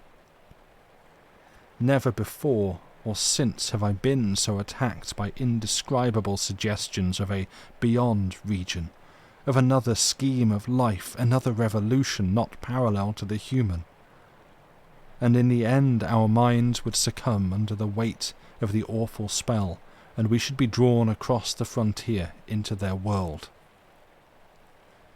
Small things testified to the amazing influence of the place, and now, in the silence round the fire, they allowed themselves to be noted by the mind. The very atmosphere had proved itself a magnifying medium to distort every indication. The Ossa rolling in the current, the hurrying boatmen making signs, the shifting willows, one and all had been robbed of its natural character and revealed in something of its other aspect, as it existed across the border to that other region.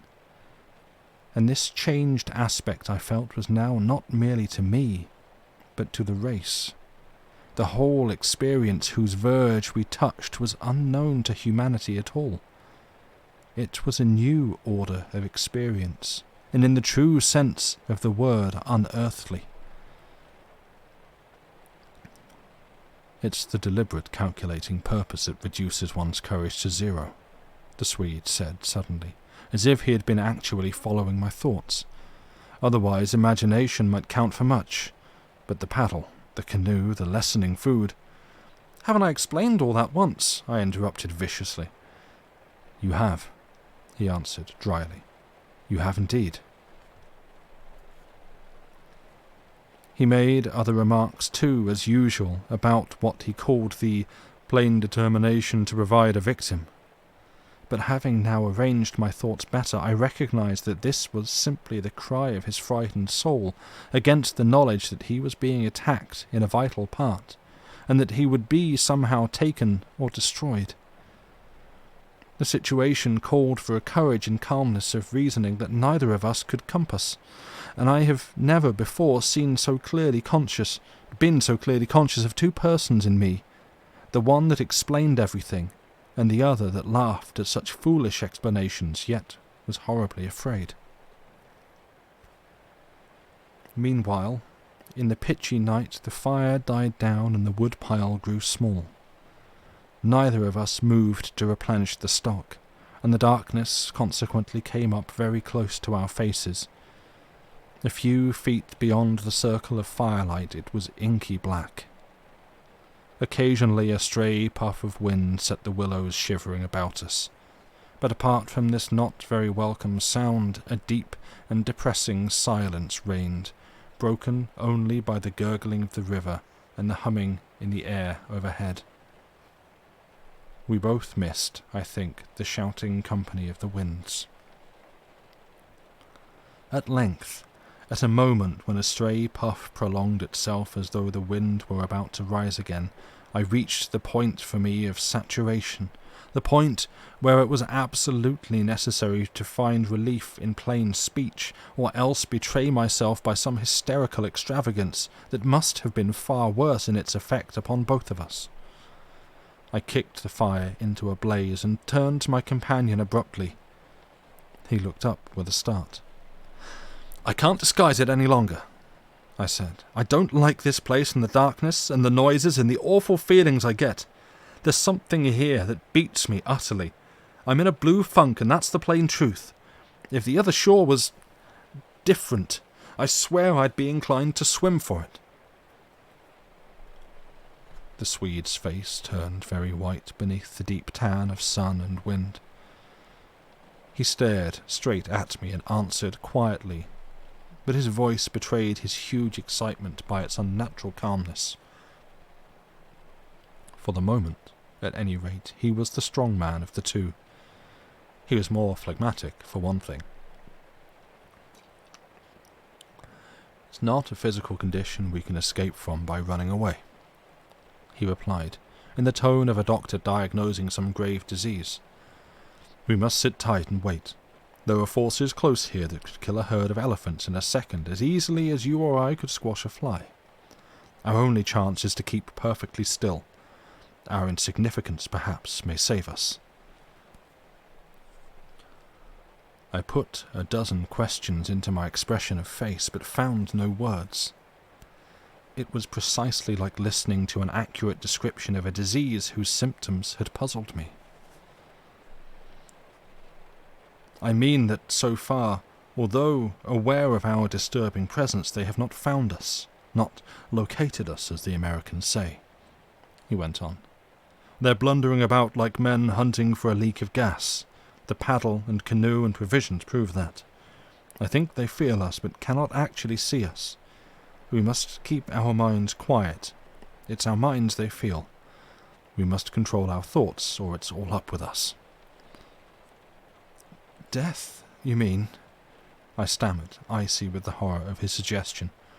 "Worse, by far," he said. "Death, according to one's belief, means either annihilation or release from the limitations of the senses, but it involves no change of character. You don't suddenly alter just because the body's gone. But this means a radical alteration, a complete change, a horrible loss of oneself by substitution, far worse than death and not even annihilation. We happen to have camped in a spot where their region touches ours, where the veil between was worn thin." Horrors! He was using my very own phrase, my actual words. "So that they are aware of our being in their neighbourhood." "But who are aware?" I asked. I forgot the shaking of the willows in the windless calm, the humming overhead, everything except that I was waiting for an answer that I dreaded more than I can possibly explain. He lowered his voice at once to reply, leaning forward a little over the fire, an indefinable change in his face that made me avoid his eyes and look down upon the ground. "All my life," he said, "I have been strangely, vividly conscious of another region, not far removed from our own world in one sense, yet wholly different in kind, where great things go on unceasingly, where immense and terrible personalities hurry by, intent on vast purposes compared to which earthly affairs, the rise and fall of nations, the destinies of empires, the fate of armies and continents, are all as dust in the balance. Vast purposes, I mean, that deal directly with the soul and not indirectly with mere expressions of the soul." "I suggest just now," I began, seeking to stop him, feeling as though I was face to face with a madman, but he instantly overbore me with his torrent that had to come. "You think," he said, "it is the spirit of the elements, and I thought perhaps it was the gods. But I tell you now it is neither. These would be comprehensible entities, for they have relations with men, depending upon them for worship or sacrifice, whereas these beings who are now about us have absolutely nothing to do with mankind, and it is mere chance that their space happens just at this spot to touch our own." The mere conception, which his words somehow made so convincing as I listened to them there in the dark stillness of that lonely island, set me shaking a little all over. I found it impossible to control my movements. "And what do you propose?" I began again. "A sacrifice. A victim might save us by distracting them until we could get away," he went on. "Just as the wolves stop to devour the dogs and give the sleigh another start. But I see no chance of any other victim now." I stared blankly at him. The gleam in his eye was dreadful. Presently he continued. And that takes us to the end of chapter 3, where, I will take one last break for the stream. So, as ever, I hope you enjoyed it. And gonna do the things, get up, cycle those fluids, rotate your limbs, stretch and that, and be back here in 5 minutes. That's the important part. So yeah, see you back here in a bit.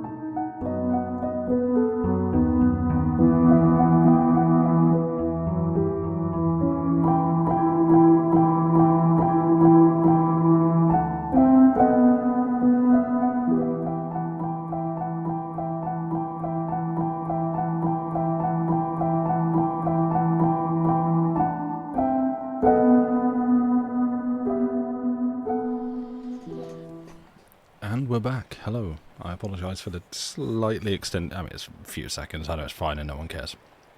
I was just having a quick scout of the reading aloud tag to see if there was a channel to raid at the end when you finish this. And I might have found one if they're still alive.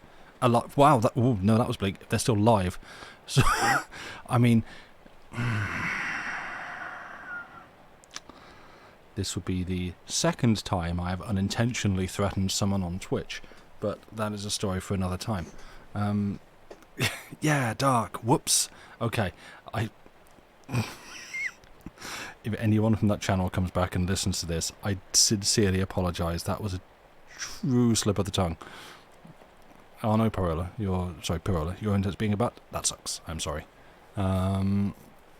Spirits of the Island are getting to me. Yeah, no, anyway, it looks like a nice channel. I've not been able to listen because I was on break, headphones and stuff. But they look like a nice chill group that's also reading stuff, and kind of thematically, it looks like they're reading some Lovecraft tonight. So yeah, I'll see if they are still live at the end of the stream, and yeah, we might raid over there. But we've got to get there first, which means that we have more to read.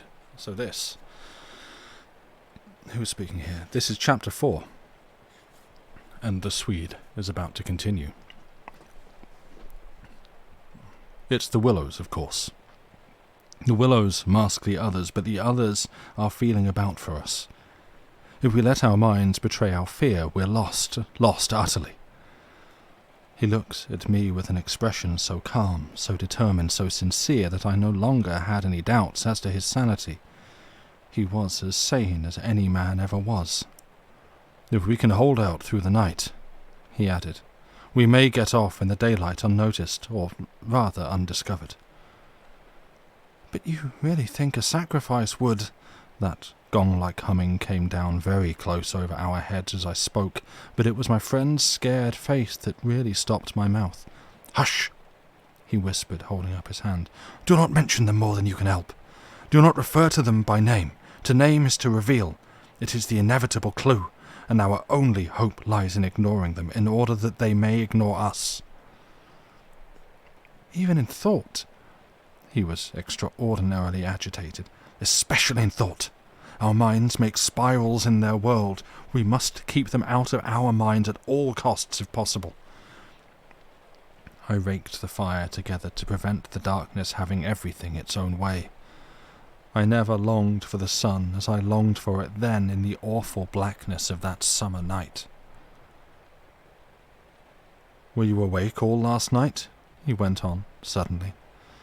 I slept badly a little after dawn. I replied evasively, trying to follow his instructions, which I knew instinctively were true. But the wind, of course... I know. But the wind won't account for all the noises. Then you heard it too? The multiplying countless little footsteps I heard, he said, adding, after a moment's hesitation, and that other sound. You mean above the tent and the pressing down upon us of something tremendous, gigantic? He nodded significantly. Yeah, it was like the beginning of a sort of inner suffocation, I said. Partly, yes. It seemed to me that the weight of the atmosphere had been altered, had increased enormously so that we should have been crushed. And that, I went on, determined to have it all out, pointing upwards where the gong-like note hummed ceaselessly, rising and falling like wind. What do you make of that? It's their sound, he whispered gravely. It's the sound of their world, the humming in their region.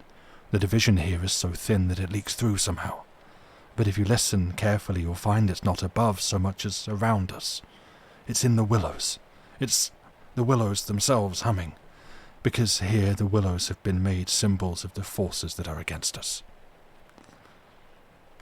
I could not follow exactly what he meant by this, yet the thought and idea in my mind were beyond question the thought and idea in his. I realized what he realized, only with less power of analysis than his. It was on the tip of my tongue to tell him at last about my hallucination of the ascending figures and the moving bushes, when he suddenly thrust his face again close to mine across the firelight and began to speak in a very earnest whisper. He amazed me by his calmness and pluck, his apparent control of the situation.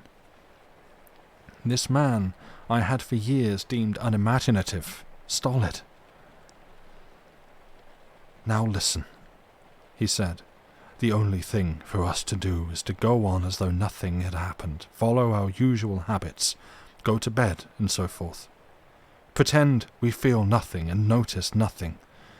It is a question wholly of the mind, and the less we think about them, the better our chance of escape. Above all, don't think, for what you think happens." "All right," I managed to reply, simply breathless with his words and the strangeness of it all. "All right, I'll try, but tell me one more thing first. Tell me what you make of those hollows in the ground, all about us, those sand funnels." "No!" he cried, forgetting to whisper in his excitement. "I dare not, simply dare not, put the thought into words. If you have not guessed, I am glad. Don't try to. They have put it into my mind. Try your hardest to prevent their putting it into yours." He sank his voice again to a whisper before he finished, and I did not press him to explain. There was already just about as much horror in me as I could hold. The conversation came to an end, and we smoked our pipes busily in silence. Then something happened, something unimportant apparently, as the way is when the nerves are in a great state of tension, and this small thing for a brief space gave me an entirely different point of view. I chanced to look down at my sand shoe, the sort we used for the canoe, and something to do with the hole at the toe suddenly recalled to me the London shop where I had bought them, and the difficulty the man had in fitting me, and other details of the uninteresting but practical operation. At once, in its train, followed a wholesome view of the modern, sceptical world I was accustomed to move in at home. I thought of roast beef and ale, motor cars, policemen, brass bands, and a dozen other things that proclaimed the soul of ordinariness or utility. The effect was immediate and astonishing even to myself. Psychologically, I suppose, it was simply a sudden and violent reaction after the strain of living in an atmosphere of things that the normal consciousness must seem impossible and incredible.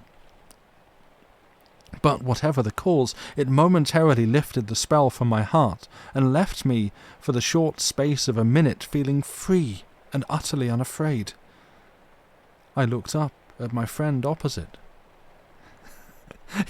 You damned old pagan!" I cried, laughing aloud in his face. "You imaginative idiot! You superstitious idolater! You—" I stopped in the middle, seized anew by the old horror. I tried to smother the sound of my voice as something sacrilegious. The Swede, of course, heard it too, the strange cry overhead in the darkness, and that sudden drop in the air as though something had come nearer. He had turned ashen white under the tan. He stood bolt upright in front of the fire, stiff as a rod, staring at me. "After that," he said in a sort of helpless, frantic way, "we must go. We can't stay now. We must strike camp this very instant and go on, down the river." He was talking, I saw, quite wildly, his words dictated by abject terror. The terror he had resisted so long, but which had caught him at last. In the dark," I exclaimed, shaking with fear after my hysterical outburst, but still realizing our position better than he did. "Sheer madness! The river's in flood and we've only got a single paddle. Besides, we only go deeper into their country. There's nothing ahead for 50 miles but willows, willows, willows." He sat down again in a state of semi-collapse. The positions, by one of those kaleidoscopic changes nature loves, were suddenly reversed, and the control of our forces passed over into my hands. His mind at last had reached the point where it was beginning to weaken. "What on earth possessed you to do such a thing?" he whispered, with the awe of genuine terror in his voice and face. I crossed round to his side of the fire. I took both his hands in mine, kneeling down beside him and looking straight into his frightened eyes. "We'll make one more blaze," I said firmly, "and then turn in for the night. At sunrise we'll be off full speed for Come. Now, pull yourself together a bit and remember your own advice about not thinking fear." He said no more, and I saw that he would agree and obey. In some measure, too, it was a sort of relief to get up and make an excursion into the darkness for more wood.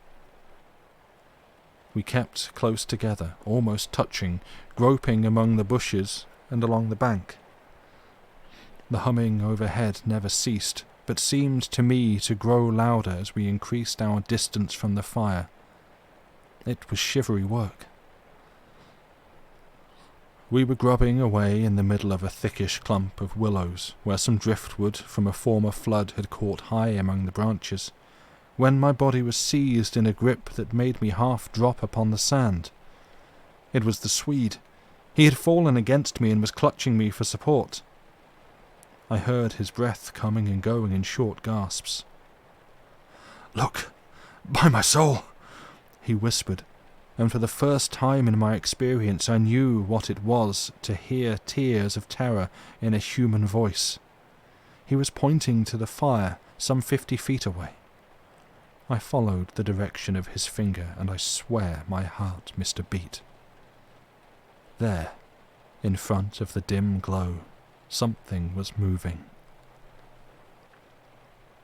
I saw it through a veil that hung before my eyes like the gauze drop curtain used at the back of a theatre. Hazily a little. It was neither a human figure nor an animal. To me it gave the strange impression of being as large as several animals grouped together, like horses, 2 or 3 moving slowly. The Swede, too, got a similar result, though expressing it differently, for he thought it was shaped and sized like a clump of willow bushes, rounded at the top, and moving all over upon its surface, coiling upon itself like smoke, he said afterwards. I watched it settle downwards through the bushes. He sobbed at me. "Look, by God, it's coming this way. Oh, oh!" He gave a kind of whistling cry. "They found us!" I gave one terrified glance, which just enabled me to see that the shadowy form was swinging towards us through the bushes, and then I collapsed backwards with a crash into the branches. These failed, of course, to support my weight, so that, with the Swede on top of me, we fell in a struggling heap upon the sand. I really hardly knew what was happening. I was conscious only of a sort of enveloping sensation of icy fear that plucked the nerves out of their fleshy covering, twisted them this way and that, and replaced them, quivering. My eyes were tightly shut. Something in my throat choked me. A feeling that my consciousness was expanding, extending out into space, swiftly gave way to another feeling that I was losing it altogether, and about to die. An acute spasm of pain passed through me, and I was aware that the Swede had hold of me in such a way that he hurt me abominably. It was the way he caught at me in falling. But it was the pain, he declared afterwards, that saved me. It caused me to forget them and think of something else at the very instant when they were about to find me. It concealed my mind from them at the moment of discovery, yet just in time to evade their terrible seizing of me. He himself, he says, actually swooned at the same moment, and that was what saved him. I only know that at a later date, how long or short is impossible to say, I found myself scrambling up out of the slippery network of willow branches, and saw my companion standing in front of me, holding out a hand to assist me. I stared at him in a dazed way, rubbing the arm he had twisted for me. Nothing came to me to say, somehow. "I lost consciousness for a moment or 2, I heard him say. "That's what saved me. It made me stop thinking about them." "You nearly broke my arm in 2, I said, uttering my only connected thought at the moment. A numbness came over me. "That's what saved you," he replied. "Between us, we've managed to set them off on a false tack somewhere. The humming has ceased. It's gone, for the moment at any rate." A wave of hysterical laughter seized me again, and this time spread to my friend too. Great healing gusts of shaking laughter that brought a tremendous sense of relief in their train. We made our way back to the fire and put the wood on so that it blazed at once. Then we saw that the tent had fallen over and lay in a tangled heap upon the ground. We picked it up, and during the process tripped more than once and caught our feet in sand. "It's those sand funnels," exclaimed the Swede when the tent was up again, and the firelight lit up the ground for several yards about us. "And look at the size of them." All round the tent and about the fireplace where we had seen the moving shadows there were deep funnel-shaped hollows in the sand, exactly similar to the ones we had already found over the island, only far bigger and deeper, beautifully formed and wide enough in some instances to admit the whole of my foot and leg. Excuse me. Being attacked by burps. Neither of us said a word.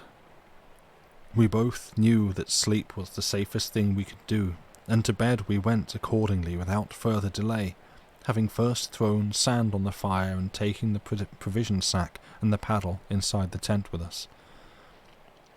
The canoe, too, we propped in such a way at the end of the tent that our feet touched it, and the least motion would disturb and wake us.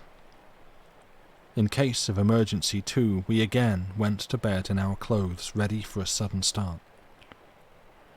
It was my firm intention to lie awake all night and watch, but the exhaustion of nerves and body decreed otherwise, and sleep after a while came over me with a welcome blanket of oblivion.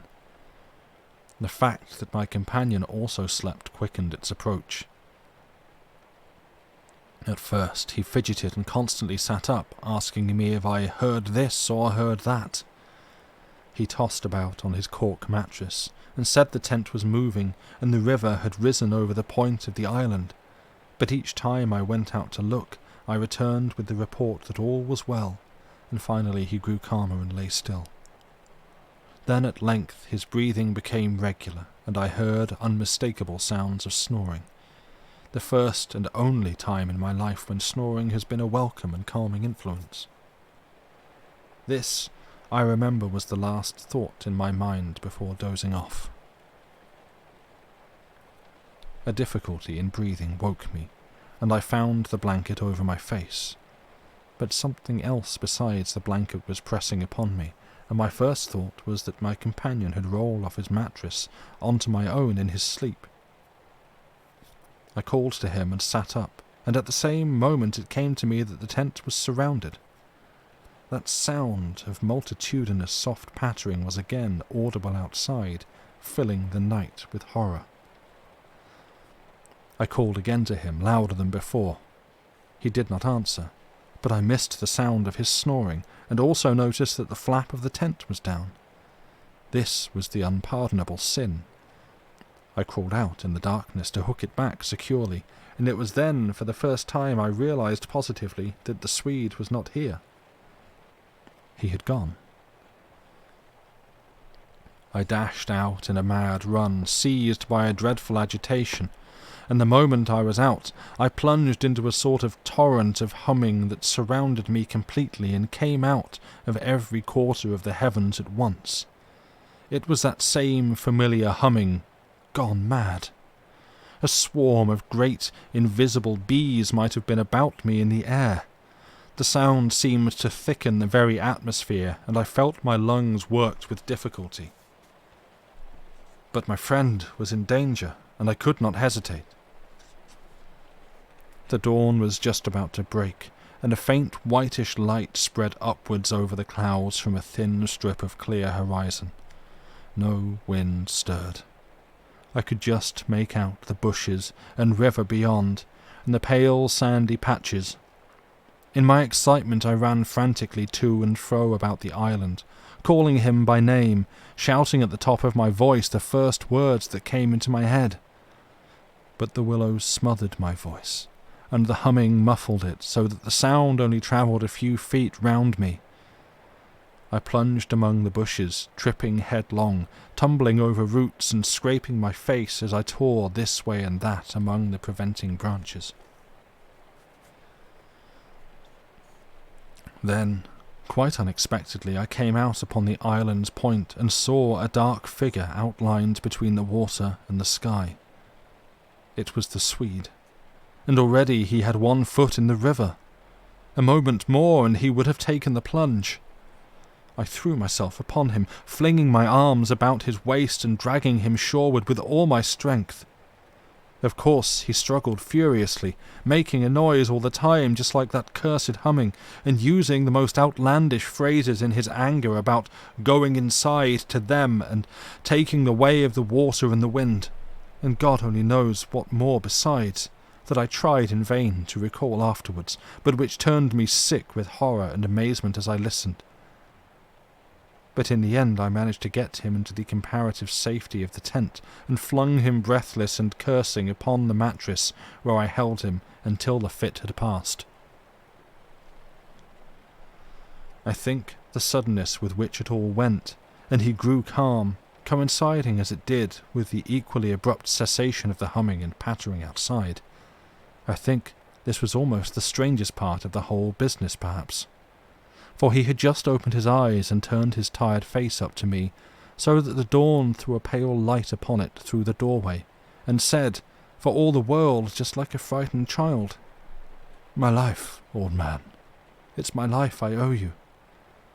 But it's all over now anyhow. They've found a victim in our place." Then he dropped back upon the blankets and went to sleep, literally under my eyes. He simply collapsed and began to snore again as healthily as though nothing had happened, and he had never tried to offer his own life as a sacrifice by drowning.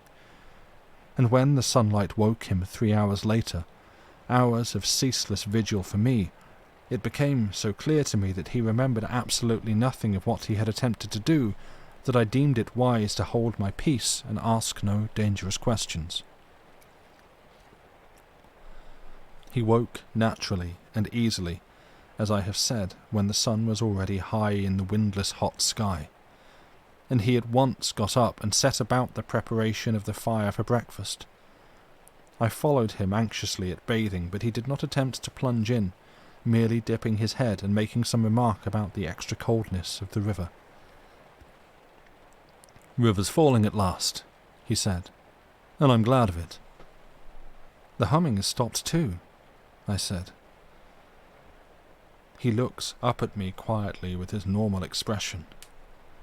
Evidently he remembered everything except his own attempt at suicide. "Everything has stopped," he said, "because—" He hesitated, but I knew some reference to that remark he had made just before he fainted was in his mind, and I was determined to know it. "Because they've found another victim," I said, forcing a little laugh. "Exactly," he answered, "exactly. I feel as positive of it as though... I feel quite safe again, I mean," he finished. He began to look curiously about him. The sunlight lay in hot patches on the sand. There was no wind. The willows were motionless. He slowly rose to his feet.